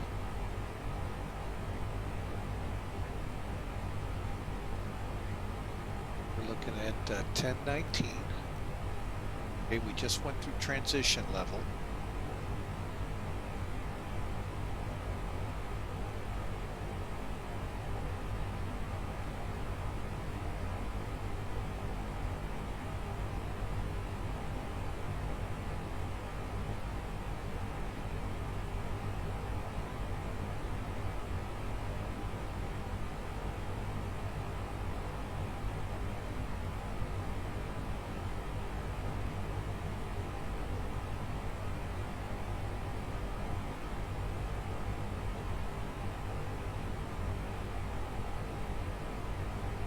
Okay.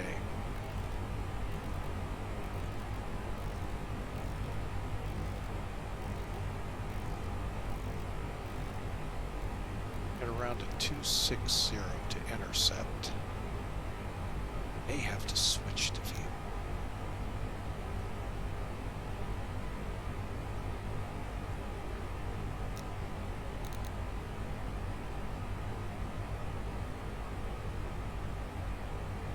Now we'll get that notch of flaps out.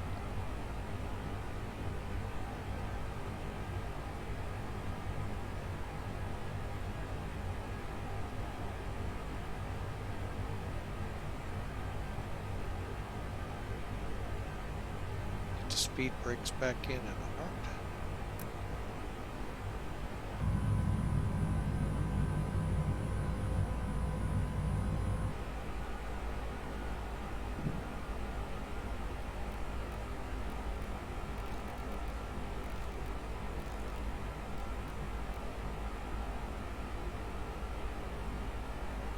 All right, inbound course 324.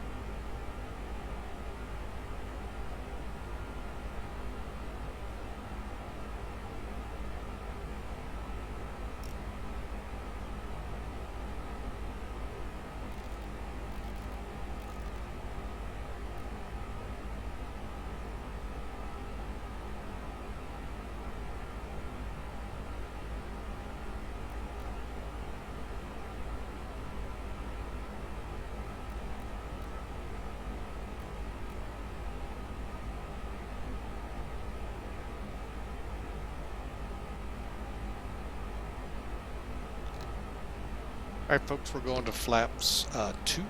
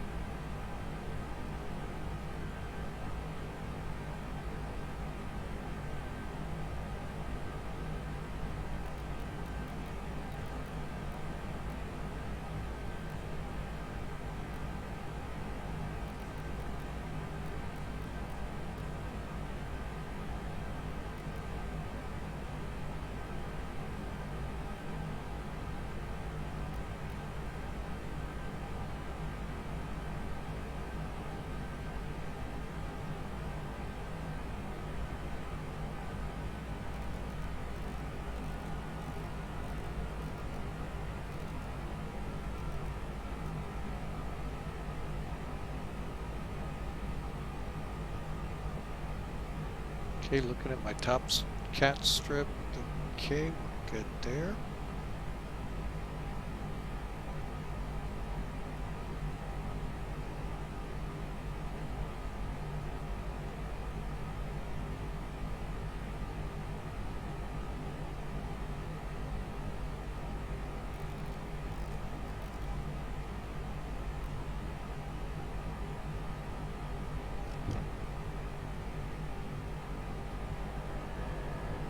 $2,500.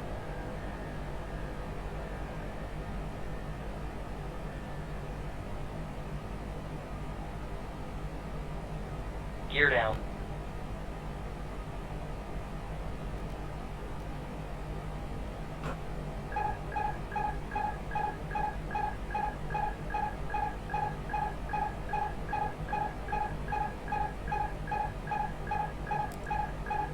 Hundred above.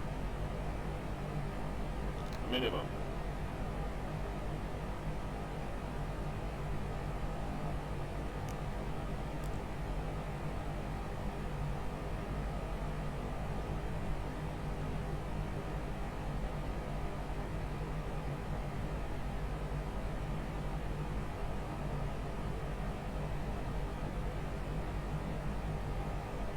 Flaps. Flaps. 1,000.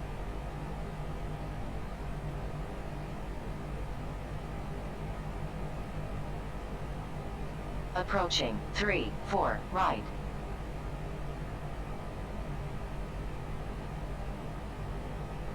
Flaps. Flaps.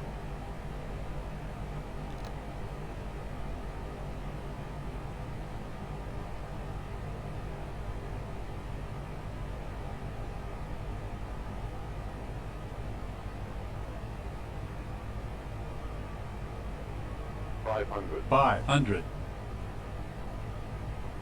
Yeah, I'm pushing it a little, folks. Yeah, we're stable. 400. 300. 300.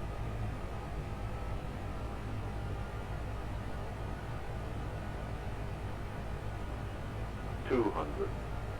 200.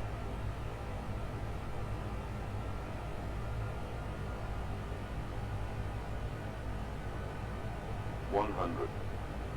100.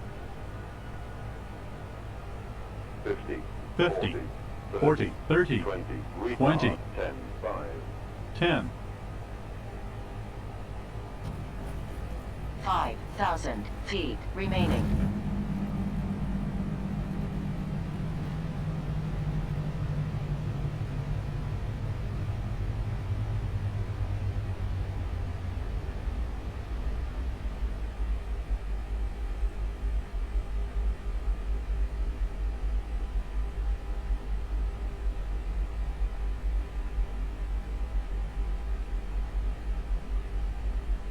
All right, looks like we're going to make Delta. We'll look at the findings on the landing. I know I lost.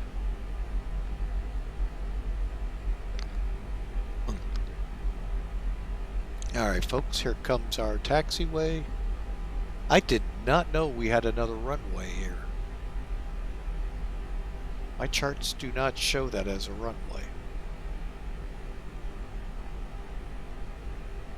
And my apologies to anyone here at the airfield Santorini that I didn't make any verbal calls. Approaching 16 right. Okay, okay, we're on the ground, so let's get across the taxiway.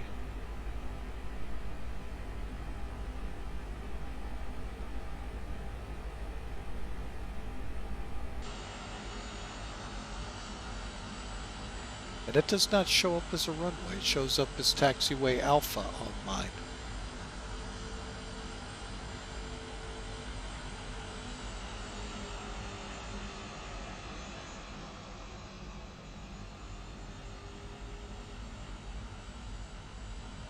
Once we get across this hold line, we'll clear up.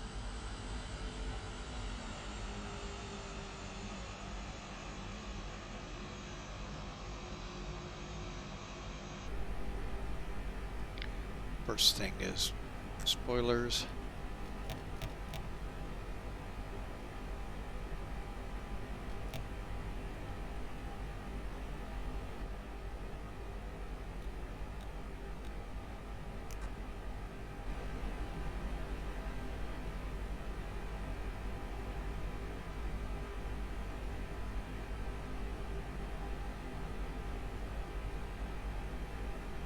Okay.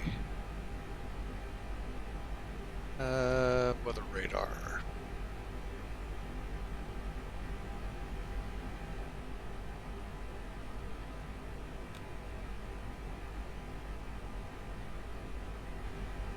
And finally, available yet?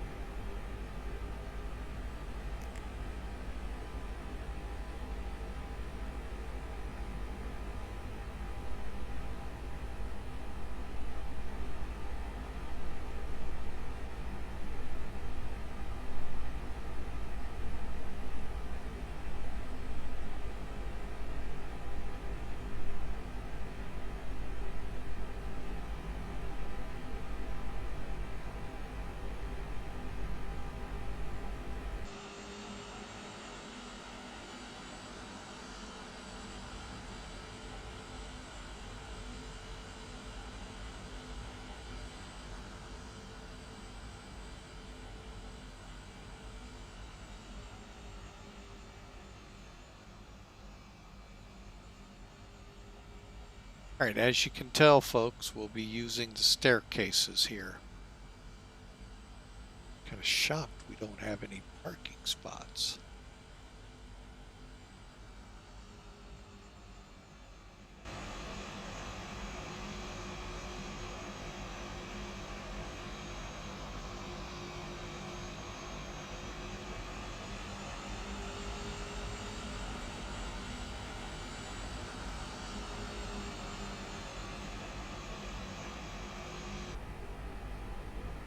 Okay. Shut down. Parking brakes set. Throttle levers idle.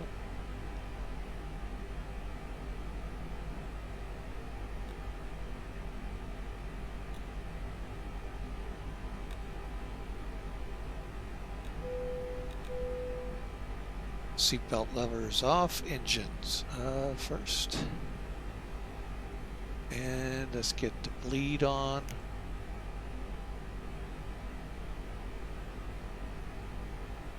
Engine 1, engine 2 off.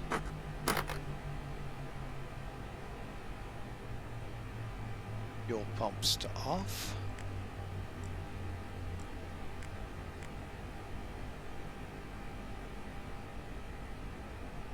Brake fan to off. And we're set, folks. Hang on a second here.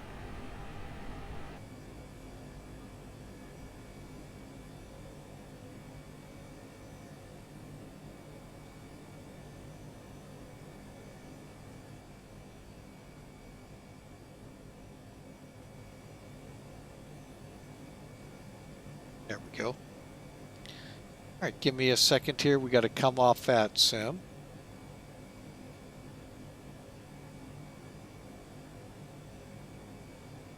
Okay, and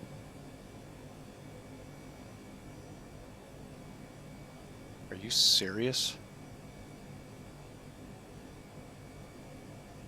All right, oh my goodness. What? Recorded me at 51 feet a minute? I mean, I'll take it, don't get me wrong. Holy mackerel. I'm sorry, we're going to have to look at this, folks. I swore I bounced. And I bounced pretty decently. I mean, guess it didn't record that. Well, let's find out. Holy Toledo.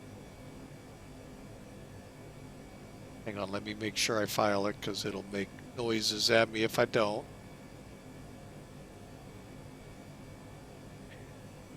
And just a real quick... Oh, Did it again. Hang on a second. There we go. Holy mackerel.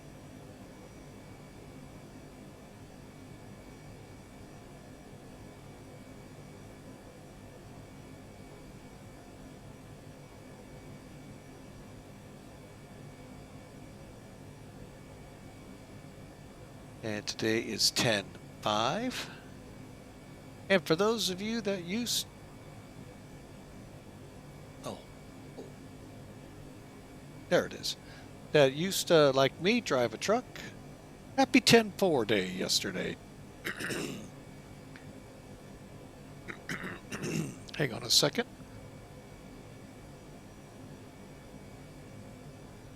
All right, so it is pending approval. All right, so let's roll this back and take a look at this approach because I'm kind of spellbound, the numbers it gave out. For those of you who were following us, it's saying 51 feet a minute. I'll take it any day of the week. I'm not going to complain, but let's take a look.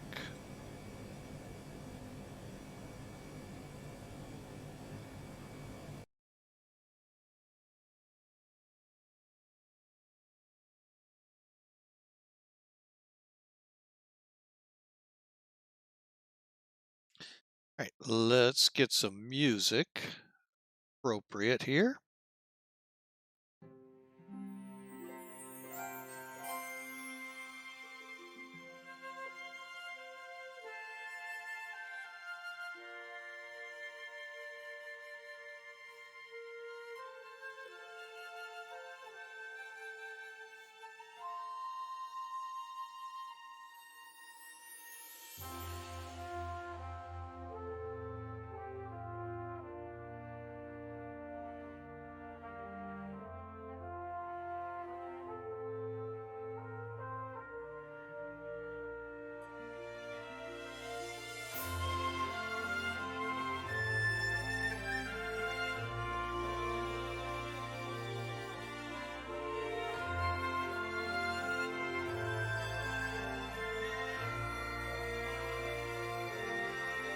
And every time you see the bar leave, folks, that means I'm taking screenshots.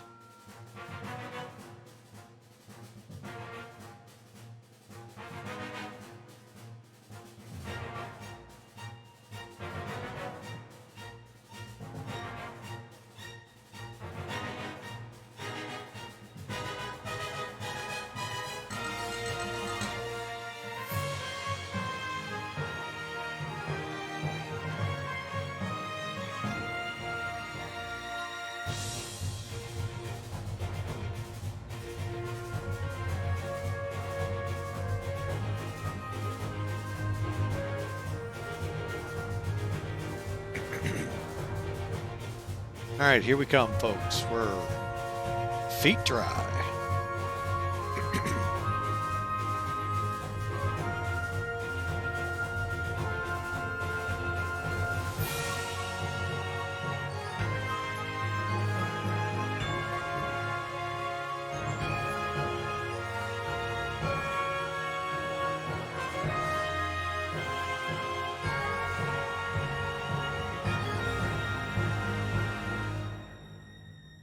No, other than the fact that was over on the right side of the center line.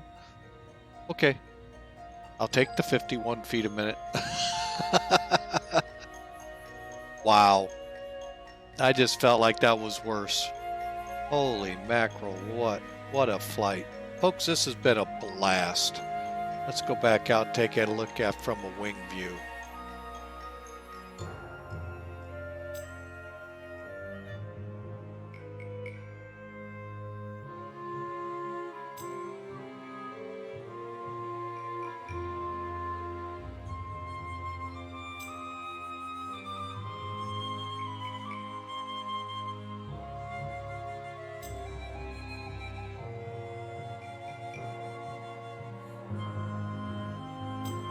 That is just amazing. I would have told you that was a lot worse, and well, I did. So, wow. Folks, I am thoroughly amazed, and wow, that was just amazing. All right, folks, one more time backwards, and we're going to wrap things up.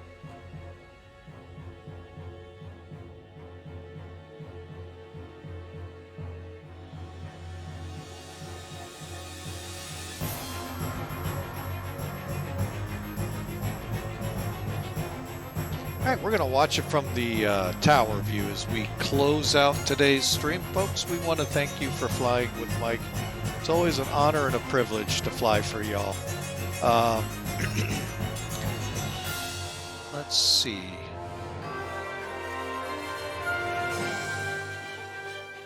Well, I don't really have anyone that'll hand off to. But folks, thank you again for flying with Mike. Next flight up is tomorrow. We're going to take the Citation out. Here it comes in. Dang, where's he at? Oh, there he is. Look at that beautiful landing, folks. Always a beautiful landing when you fly from the tower view, no matter how horrible you were on the runway. But folks, like I said, tomorrow we're going to fly the Citation out of Roanoke to Sunken Lunkin, Cincinnati, Ohio. Then we're going to head over to Alaska, take the Navajo up out of Sleep Mute on to continue our flying in Alaska. Folks, thanks for flying with Mike. Hit follow if you like the channel, like the stream. If you're so inclined, we would love you to subscribe as well, but that's up to you, folks. Thanks for flying with Mike. God bless. Y'all have a great day.